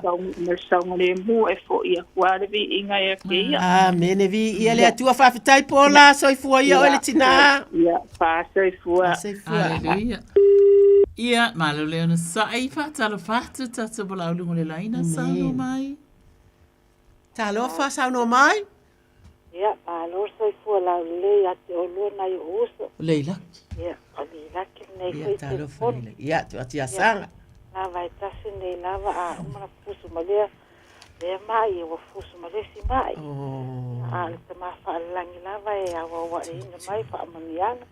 Ia wha mali atu ai mali atu soani le ngata ile o se o whanau malatu whanau whamale mole ia o na mama tu fo o lo ia ma asu ma ia masi o na uso mana ia latu whanau pena ia tuangata ma uso mana ia latu ainga ia patia fo ia uso ma tu whawhinu whanau wasi o lua pe o na ia fo se tasi o na uso lo usfale mai ia ele ngata leo sia au pa ia ina tamama tina ma tua ia ma ia sanga ia ato ia patia foi ia fana wana yo antimo kwen mo pemba fana mana yo ya ele mo tiana ma patangi pa mal pala lava ia ele ngata le mal palo ia ele atali o sia o wat si wa fa fini ele anga le ma pau palo lava ia aleluia o natu male palo ia te olua nai ia si alfa mole ma ia non nei da ai fui sai fa mai last week ia nei lava sa le questo a pizzi palo lava tai Praise God. Amen. Le laki. Yeah. Hallelujah. Ele i umale lo fale tu e a te oi. Amen. Whaftai mo laki. Amen. Mai e tele a ia. Me tinga. Yeah. E o. Ele tangata e ana. Ai wha asau ina ia Iova. Hallelujah. Hallelujah. Mai le isa ia whasfuru wha upo e luasfuru ma le 5. Mai o le nei, po o ai ea tau te whaatusa ia iau. Po o ai fo i ma te tutusa, ua feta lai mai ai le pa ia. Whai mai, le laki, se te pa e ia lunga. O tau ma o tau wa ai, po o ai ea wana whaia nei mea. Nā te taita ina mai. I lātou. Amene. Ua whaata wina na te wala au ia te i lātou uma i o lātou ingoa te iloa oe. Na e whapena na tau ua uma mai asu wafa o i lātou nā. Na e mana oe a watu. Aleluia. I lau te talo. Ia po o mana onga. Leo whai marita lātou spaia.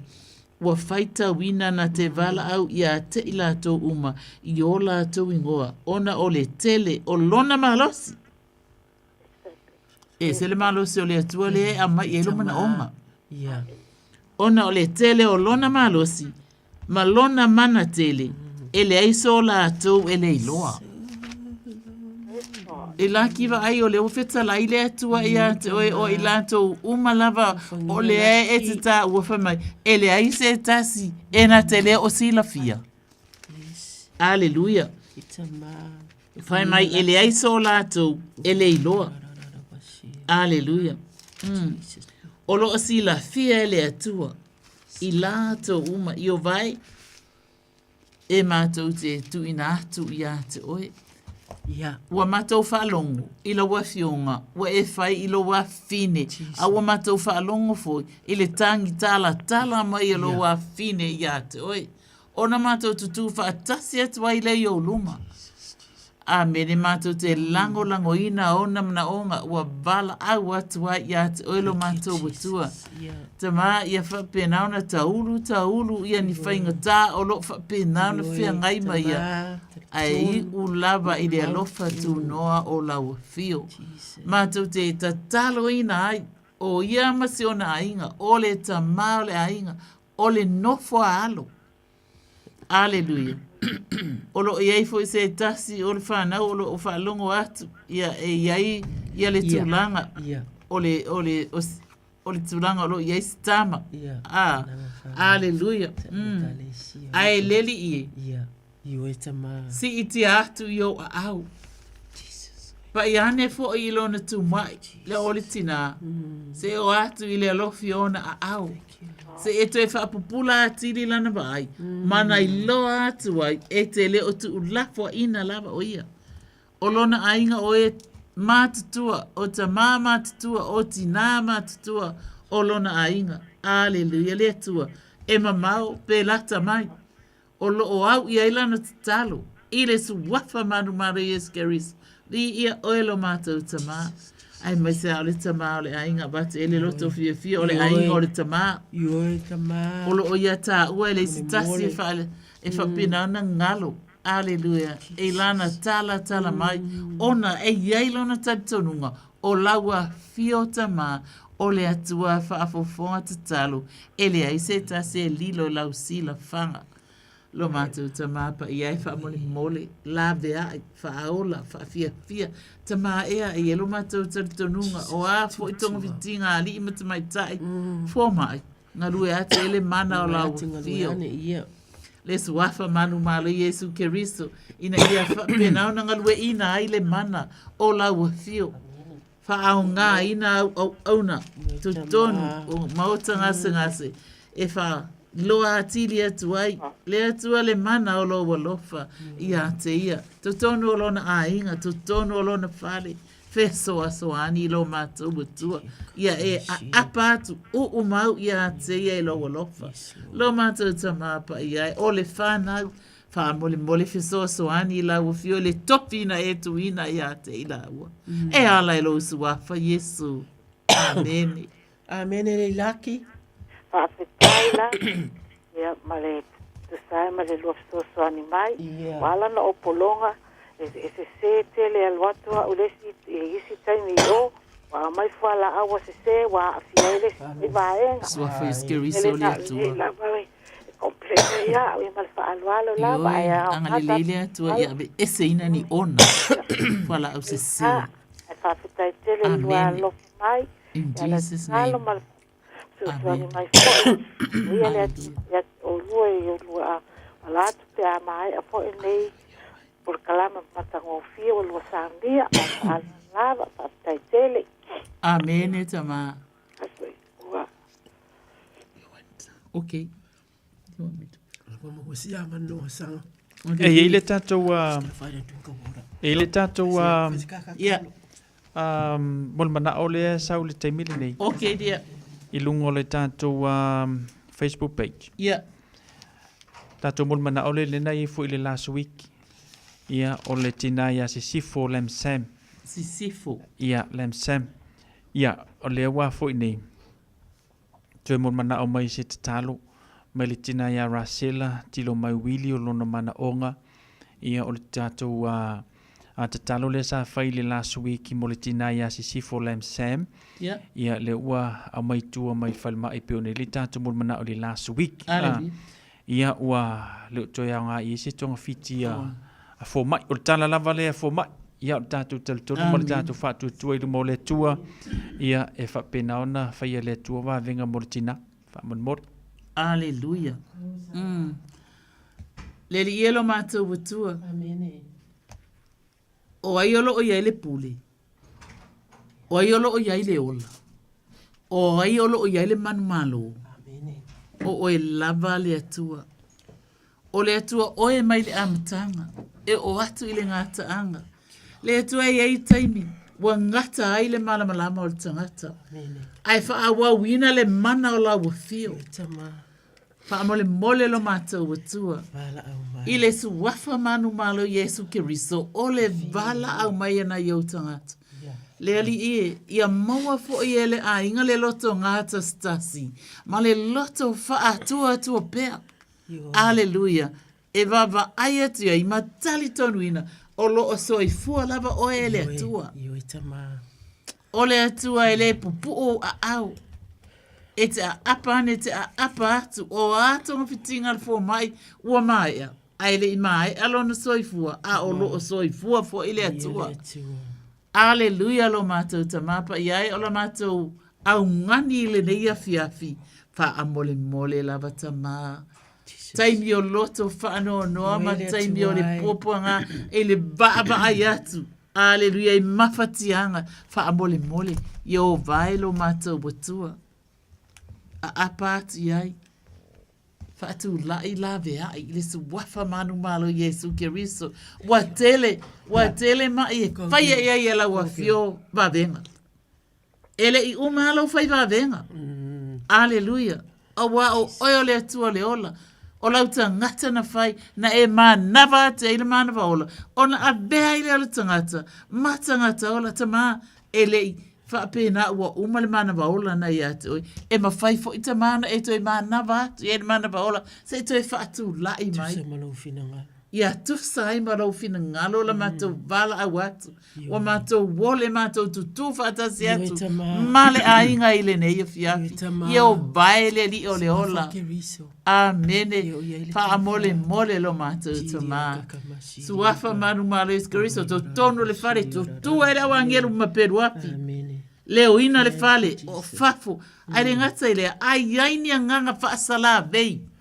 Le atua e mafo ai ona fa umi. Li ai ese ma le a. Tu ai angelu peru afi tu le ese ma le fale. Ele su wafa manu malo iskariso. Vi ia oele tupo le li oele. Ole atua oele manu malo. Nei maso umalava Yesu. Amene. Amene. Amene. Malo sau. Ia po whaafafonga mai si a inga i oe. Alleluia. Ia ua whai atu e sanga le tatalo tātou whaamoe pia. Yes. I le atua. A ole a o whai e stata talo le o iei le hava noa. Tolu fita silima iwa tolu. Ne iai se tasi o fia wala au mai. Io vau au lo mātou tamā. Pai mai au o fionga ana le se anoa i lau o fio na ia te mātou. Ia whaapea atu lava Israelu lo nuu. E pele i laua fio. Na lese anoa laua fio na ia te i lātou. Ina ua langa mai tangata ia te i lātou. Po ua lātou folola ina i lātou. Ina ua tupu tele lo lātou wita mai ia te i isi tangata. Po ua tātou maale lemo. Mea uma whaapea. Ai whai mai le whai unga le salamo. O lo tātou fesosoani. O ile suwafa o Yehova lea. O le na whaia. Le langi ma le lalo langi. Yo va au lo mātou tamā o le tele i o whaafita uri o mātou fitaui le nei taimi tālo whai le mātou mawhauwhau New Zealand le mātou i loa i lalo i South Island malolonga na iai ia ua mate la ina ua mango ua whaale tonu au le mātou ta talo whaafetai le vaai atu o lo o pale ane le fisosoani a wale tau mawhainga o nai a inga na a fia le atua a tonu o lo walofa fo i lea le atua pa i atu i ngā luenga i fuafuanga le malo po fea o iai awa le toe whaolaola ina le atua o le mea o ngā luenga lato whaia awa o ngā luenga i lelei ai tangata uma le atua e vi ia la ua fio se si pito o la mātou te talo o vevesi le lalolangi o ka le mautala e maua mai lungo le ea le atua e ua ova le tele ai mātou te iloa Israelu ma le taualo o iai le atua o la mātou te talo ia whaia lo fina ngalo ia o mai lo malo wa mātou i loa o e filifilia lo nu o Israelu e te alofa fo ia i lātou ai mātou te tatalo i ni whaasa la vei mani mea uma lo iai mātou te tatalo ta mātou watu i la wafio lo iai le tō whawha a mole e o lo o maua atu le wa ai whanau talo whae le atua e le o lava tau mafa ua tele le lave vea i taua o lo whaia a ua le lava le atua le sao atu o mea e maua i lo lātou so i fua mali o lo ina mātou te iloa le atua e ngau loa nganga ma lo loto le atua e pe a e sila ma e whaafonga mai ai avatu le mātou te talo le atua o lo fina ngalo lava o lo wafio te iloa le atua whaamalulu ina tasi le mea mātou te talo ia tosi na uma atua nganga ma loto tangata Israelu uma le atua iso o se mea o iai le lalolangi le nei taimi le atua e po o fea lava po le a lava ma le a le atua ia lato maua lo wanganga le atua o le toe fo i atu i la wafio ai mai se e o lo sala lau ma va ai atu le nuu i le Jerusalema le atua le mea matautia o lo ta ua le tusipa ia wha mole ta ma asia si atu le atua wha amalo sia i lato toe fo i lava i lo lato atua moni mātou te talo mo nayo mātou whana witi le atua e pe o na ta umai nisi o lo maua i mai o le tino ta ma mātou te whaafetai avatu le alofa le onu sai nai mātua le atua taimi whainga tā e o le ave fo mai o le umi fo ia o le whaatali o apoini o a uma isi mea e ono whaalave ai le atua e te talo le atua i e whaia se open a way, make a way ta mai sao atu i lātou ina ia alofa ngia, ia alofa ina i lātou pe atangi atu le tina e mana o mia se appointment nei wha mole le atua ia wha apea ona e whaia se awala e sao atu aina i o mātou tangata whana witi le atua e ta talo le atua ia malu pui ai so se a inga o lo iai nai mātua le atua ia lava le tufa i o lātou lima awa mea e whetau i malo lātou ola tupu e mea o ieita ma o se tatalo le nā mole nei taimita ma whaafetai lava ona o Keriso, amene. Amen. Glorify your holy name, Lord. Le tua ia mātou te whiatu ina atu. Le tua ia lea ngātu pulanga o iai le nei vai tau. Ua mātou langona ina le tele o mea e whapena ona tō sina ese ai ia whina ngalo maloto. Ia ai mai se fo ile atua. O whanau tutupua e i Samoa. Ona ua mātou wā ai i mea olo tutupua. Pola a whaafewhea le tupua e. A nei tupulanga malatou wā ai i mea olo o tutupua ai. Aleluia. Alo mātou tama. Mātou te tu ina atu. Mana o oe ale la vea ai. Awa o oe na e whaia le whai ungo mo Samoa, ma whapena le atua ona a batu iai e whaabae i le atua Samoa. o se whaavae mautu, o se whaavae matango fie, o se whaavae sa o sia. E i lātou o tupuna iai, o lātou whaamau ala lalo. Ai a bea Samoa. Ai a bea le atua ma whaavae o Samoa. Le atua. Mātou te tatalo ina ia whaatupu tele ina, lea whaavae ma toi whaola ola ina. Ia le ngata i Samoa, ai ia whaola ina i atunu i Samoa umolo i atunu i Fafu. Atunu i New Zealand, ei. Aleluia, lo mātou atua. Mātou te mana o mia le whaola ola ina, o lau whaola tanga, ona ua mātou i loa. Ua mātou wā ai. Ua mātou wā ai i tau o mai. Ai o mea ia o mana tu sia fo i la wafionga pa ia whamai o asoi. E ngata ai. E tuto ai timunga, e tuto ai mafui e. O mea ese o misa me te vai a inga. Ai ua mātou ta talo ina lea tua. Ia ola sauni uni ai o tangata. Awa o wafionga. Aleluia. E te toi a fio mai. Wa lata lo toi a fio mai. Ai a whapena o na maua mai mātou. O lo o whaapea o na whai. O lo fina ngalo. Aua lawane i whano se tasi o i mātou. Toi whamanatu a tili i o tangata. Leli i e lo mātou utua. O lo toi a fio mai. E te le toi a fio mai. O oio se whaola. Ai e te a fio mai. O oio le whaamasino. Ai o mātou mata ala. Ma sauni uni. Wa o aso nei. Ina nei pei o aso noa. Le atua. Fa mole mole ile su wafa manu malo Yesu Keriso se ingalue ane ngalue atu lo mana ia nganga ma loto tangata awane ifa ole o lato manatu amene e winga i tala o la wafionga pa ia langa o la wafionga e moni ama fa maoni. Aleluia. Ele ise pepelo e tasi o loo iai. Alo fionga i o mata wola. Sauni uni ma whaatatali. Wa lata lo toia fio mai. Ele ilo le aso. Ma le tu aso. Ai e te fio mai lava. Ile aso. E te fina ngalo ai. Ia leli. Ia lo mata utama. Ole nale te talo. Ile suafa manu maro eskeriso. E te talo ina fo ila whaunga. Tama. Ma le upu fola. I auna whaife au umai to tonu e kalesia ese. Lato te tali tonu ina. Le maliu male toi tu manu malo o Yesu Keriso le atua. Ia whapenao na aru male mana le tala le leito a tele nisi. E o mai e talia Yesu Keriso. E a bea mali ima whaola. Le atua lo mātou tamapa i ai. Ianga le leifo i to tonu e kalesia uma. Suafa manu malo Yesu Keriso ye le loto fe famanga lo ai fe alo fan o wa o me ye mana o ye lau fio lo mata watua o lo sa ili mai lau fio ia ilato e fa pena ona ava mamata ma faia lo fina ngalo o le mata ia Yehova o le amatanga le o le poto o lo fina ngalo ia o mata o poto i me o lo malo i oe e manu ia ile o langa nei e manu ia foi ile ola e whaavavau i o elo mātou tamapa. Ia lena ata talo. Ile suafo Yesu.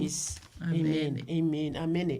Ia o le lava e lava ma ia taimi. Ai o la ufeitauina se salamo. Ia o na whaile. Glory to God. Ta talo. Lo wangangae ia e whaamanu watu ia Yehova.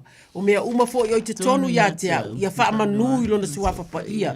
O lea tua lo tātou whaamoe. O lea tua tātou te o iai.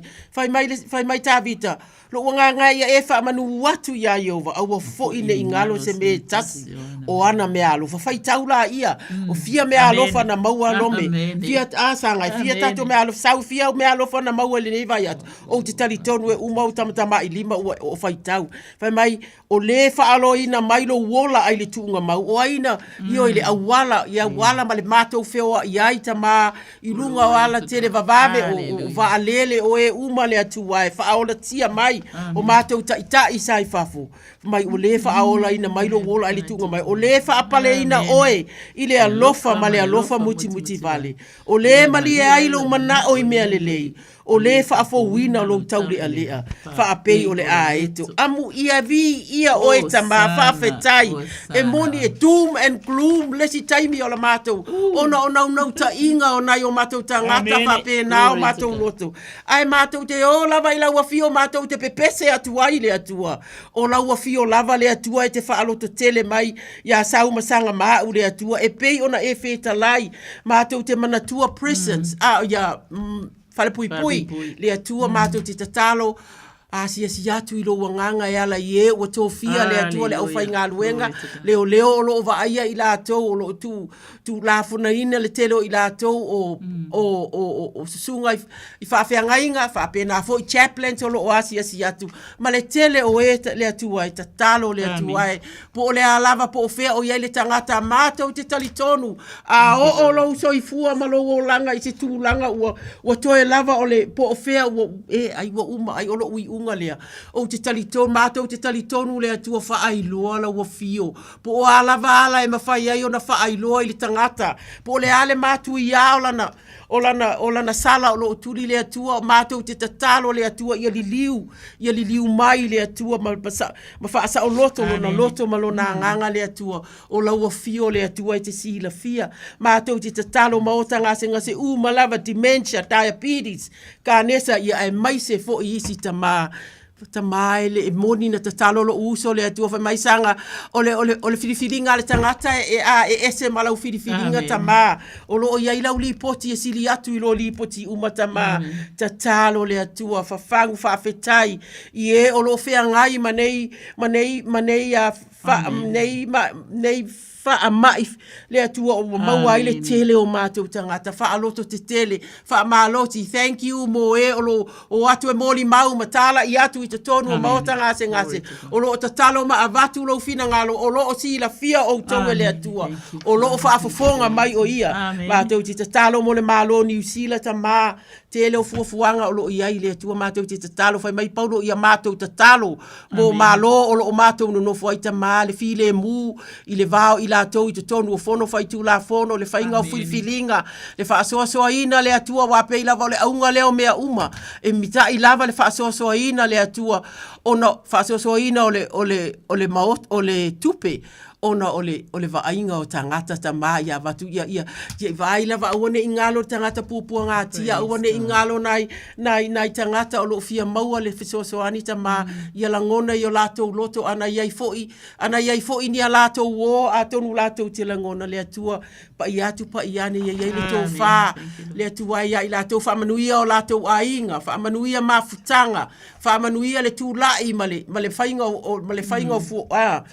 o whai unga le atua a wale manuia o New Zealand le atua ia lau te talo muli o le ola whaale anganga ta mai moni lava po le a lava ai lunga o lunga o mea uma ua mātou i loa o le soifua whaale anganga le atua pe ona whai mai ta vita mātou ti tatalo whafangu mai i mātou i ainga whafangu mai i mātou le va ai mai a whanau va ai ainga le mātou sa vali ma le mātou o mātou wha amata mea i tatalo amata mea i le whaamalosi amata mea i le savali amata mea i le fesoso ani atu pe ava ai atu le atau ngoto atu i mea le i tama fesoso ani atu i mātou whanau fesoso ani atu i ainga ma le lautele i to tonu e kalesia o e vala uina i mātou e le mātou tele i to tonu e kalesia au fafo atu le atu e o atu ia whai atu nu uma whai community uma ma o mātou so o le atua o mātou au penga ia o le afionga le atua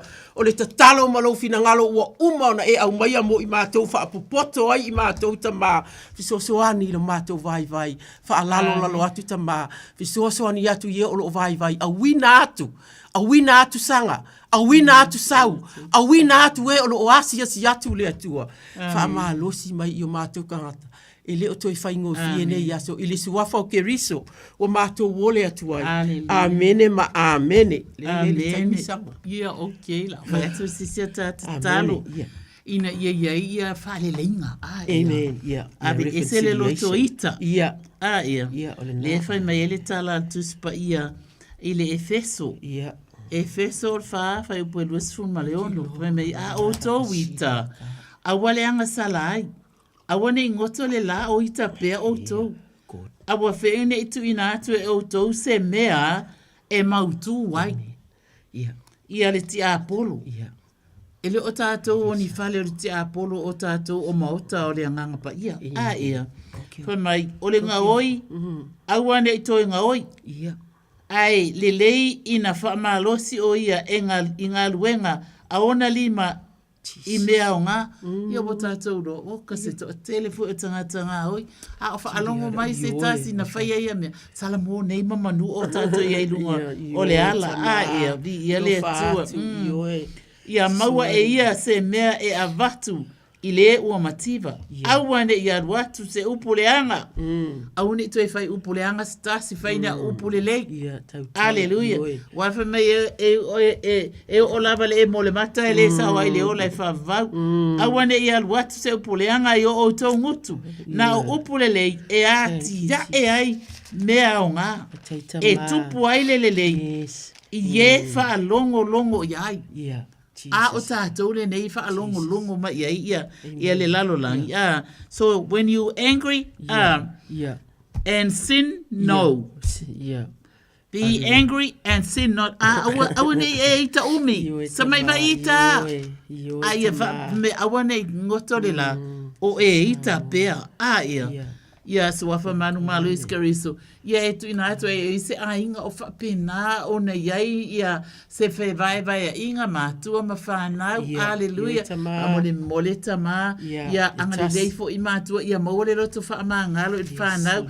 Ia whapena o na o atu fo i tamaiti. Ia lato loa o le ava i mātua. O le ava i le atua.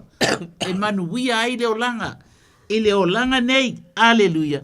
E manuia ai foi i le ola e whaavavau. Amen. Praise God. I'll pray for one. Okay, glory to God. Ia vi ia lava le atua. Amen. E le tātou i Kresley lunga. Okay. O tele mana o fuli le ignore ia.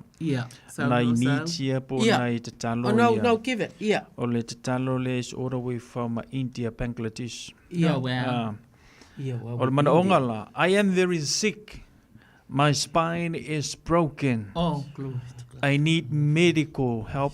Brother, I am from Bangladesh. My name is Sahiru Islam. Sahiru all the way from Bangladesh, India. Yeah. Yes, Lord. Father. Yeah, we lift up that. Pa, mātou te o atu i la wafio. Jesus. Le te talo lea mai Bangladesh le tuai. Mātou te ilo o iei Samoa.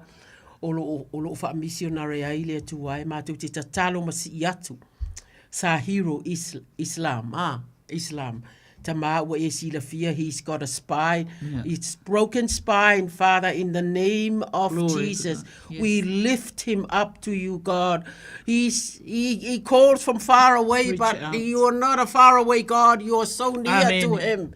And we thank you for those that are near to Sahiru. That we thank you for those that may be able to visit him, God. We know it might be money. We know it's difficult to get there. But Father, we pray that he will find the support that he needs. We pray for his spiritual health. Yes. We pray for his relationship with you. We pray and thank you that he believes in you and that God, whoever else that are in the church or making or in the same group, not far from him. Father, we pray that together that they will just lift up those prayers that need to go up. But we pray and we cast our prayer and we thank you. We believe, God, that you hear the cry of the distress and the cry of the needy.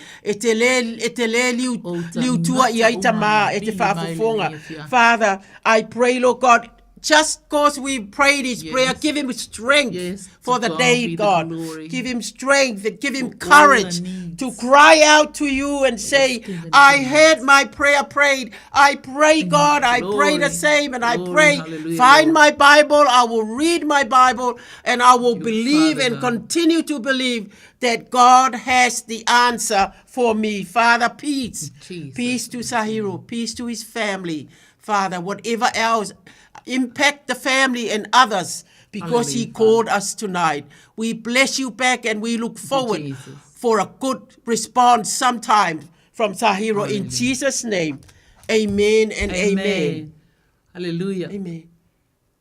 Oh, he's got one more. Oh, glory to God. Thank you, Father. Vi ia lea tua malo Hallelujah. lava. Malo Samoa ua. Amen. O loo iei lava nai o tātou mana onga o loo. Hallelujah. O loo maua mai. One more. Okay, One more. praise God. Okay, one more. Ia lela o te talo fo. Talo mo le nei ala leo. Ia te tala Radio Samoa. Radio Samoa. Le au whainga luenga uma. Go for le it. atua loo iai i tu tonu. Ina ia iai le whaunga mana. Whaunga pa ia le atua. Hallelujah. Ia, wa umana te talo lo me amene. Ia, matu ina atu fo i ane ma lui. Mo le ngā luenga ma le au whainga luenga. Tu ina atu sau. Ia. Ile su wafa manu malo Yesu Keriso. Iyo, ai mai se ole mato por kalame nei mato te mafuta ai malo watali. Tama ina ia whapena ona longo le leia fo ile whaafonga anga tangata ona olana au na le whainga anga ole mato ala leo. Alofa ia ama ele poto fo ina te ilo ai ona tala ilungo ala leo. E la ngona ina e tangata pa ia ai mai se olona ainga. Ia whapena na ia iau whaamani anga le atua. Ile su wafa manu maro Yesu Keriso. Ia ai mai se o ilato umo e olo wha sara la wai. Ia i ere tō wha poto. Ia ole ngana e te tawai. Vi ia oelo mātou tama. Whamani ele nei foi maru. Wa bea ma maru mātou te o mai. Ia ele nei fale. Ile su wafa manu maro Yesu Keriso le atua. E wha sala la wai. To telefo iniso i lato o lo penana lato wha sala wina. Lau tala le lei. Ia i whai fe au. Le atua su wafa manu maro Yesu Keriso. Ia wha penana wha awa wina pea. Le mana lau wha au unga. Ua mato i loa le atua. Ua lata tele e lau toia fio mai. Pe soa ani mai. Alofa mai. Ile suafa manu maro Yesu Keriso. Leo ina le ulu fafoma le ulu fale. O nai o tangata e ngā solo mai. Aleluia. Ma ia leo tele le alu o le upu ala ulu fio. Mai to tonu o le ne iala leo. Aleluia. E ala ilo suafa Yesu. Amene. Amene. Thank you, Lord. Hallelujah. Fafitai. Malo sau fafitai mo ava noa. Na tu mai ia Samoa e ua ole ua tātou o mai si ui o la tātou pōru kwa lame malo le ono sai. Thank you, malo Jesus. Malo le tatalo i e o lo puno no pea mai a inga o le tātou ngā luenga whai toa televi ia le atua. A whaina e wala au mai tātou wha moe moe le atua ele nei a fiafi. A o sa alo me mito moe le nei ele o mātou. Ele o mātou a o le atua lava. E wha o ngā ina nai o mātou o la vale a walo na fina ngalo ia. Aleluia. Ia le tō au auna lea tō sang. Se iuri puliti o atoa tō whaia soifua Samoa. Glory to God. Thank you, Jesus.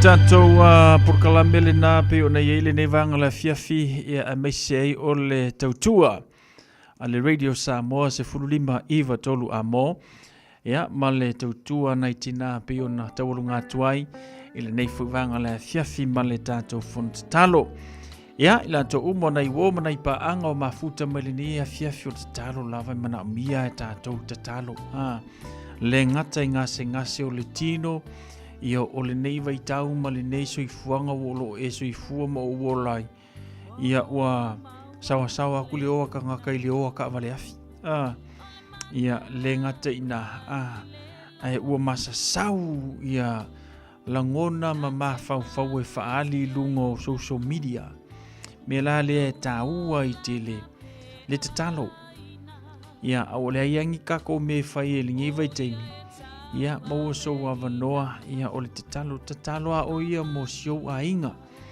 talo mo siau whanau ia ma tau a inga pe o nei ai ina ia maua pele file mo o le tua ia i loto ma nganga o i tātou ia tatalo fo i le atua ina ia maua le whea alfani ia e meise o le whengale ngale hai o tātou tangata ina ia fia mai eile atua yo la ngau ngi me ka ko ke vivisi ai u mai le tua o le tua ia tātou ona ma losi le tātou fi ai ngai ma losi le tātou faitala leanga ma losi le tātou faitala le ia ma le ma losi le tātou le ava ia tātou matua ia o ila tua ve mataitai o ila tua ve matai yulu o tātou tangata ia bo o I fai au o le mafau le to telo tato ona mafua mai le malosi o le fili pa wala le o le awala en fona tato fai o le tatalo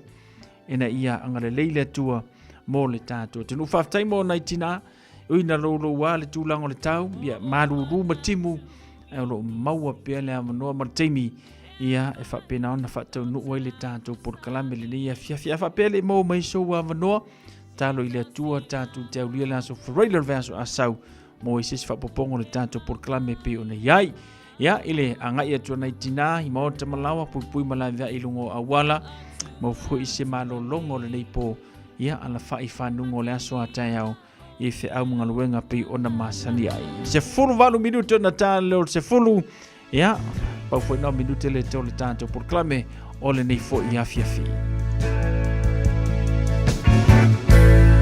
O se fale ogni mai per fita Tau leilo ia o abele la Milo sia o ingalu fati o ma Lo mataie o lo fa mai lau fo laua O le sawa le fili ua le anofia Le tele o toa, tele o sale ua le petia Yesu e a whaio a une na e fili filia Tau tai mai pea no a nganga paia Yesu e talia mai la une tatalo Ai wale faya lo loto au lo fina ngalo Ai au mai la au na ya la me loto ma walalo Yo sao tua I lo mano Oh Yesu e talia mai la une tatalo Ai wale faya lo loto au lo fina ngalo Fina ngalo loto mawalalo yo sao tua ilo malo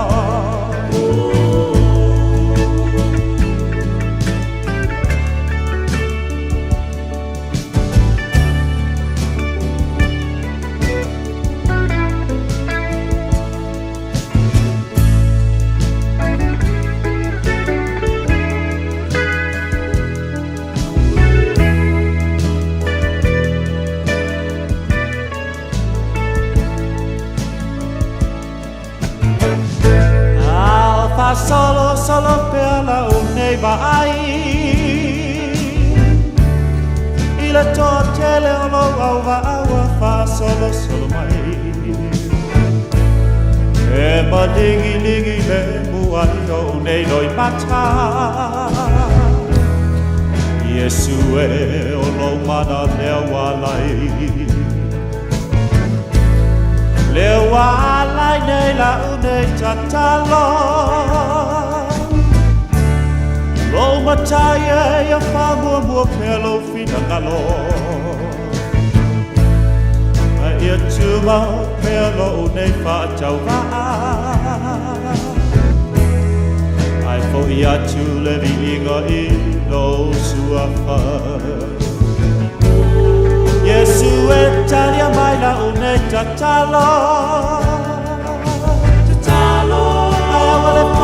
Wale faya lo tolo finangalo Ya mai la wa ya la le lo to mawalalo yo sao tuai lo malo Oh Yesu etalia mai la une tatalo Wale faya lo tolo finangalo Maya te au ya lo le loto mawalalo Eina yo sao tuai lo malo Oh Yesu etalia mai la une tatalo O le si whangamantango whiole nā sunueta kurene manisi nā whantunga mō tātou le nei a fiafi. Whamanuia tuai mānolongo le nei po ia Amelia Mikaele whaptai Amelia le whatasimai. Matalena Vito Mikaele Amete le whatasimai. Manuia mānolongo le nei a fiafi alofa tele mo o tau. Penise ta vili mālolo soi fumanuia. Ia le ngata fo ilea whatano whatuma whamanuia mānolongo le nei po.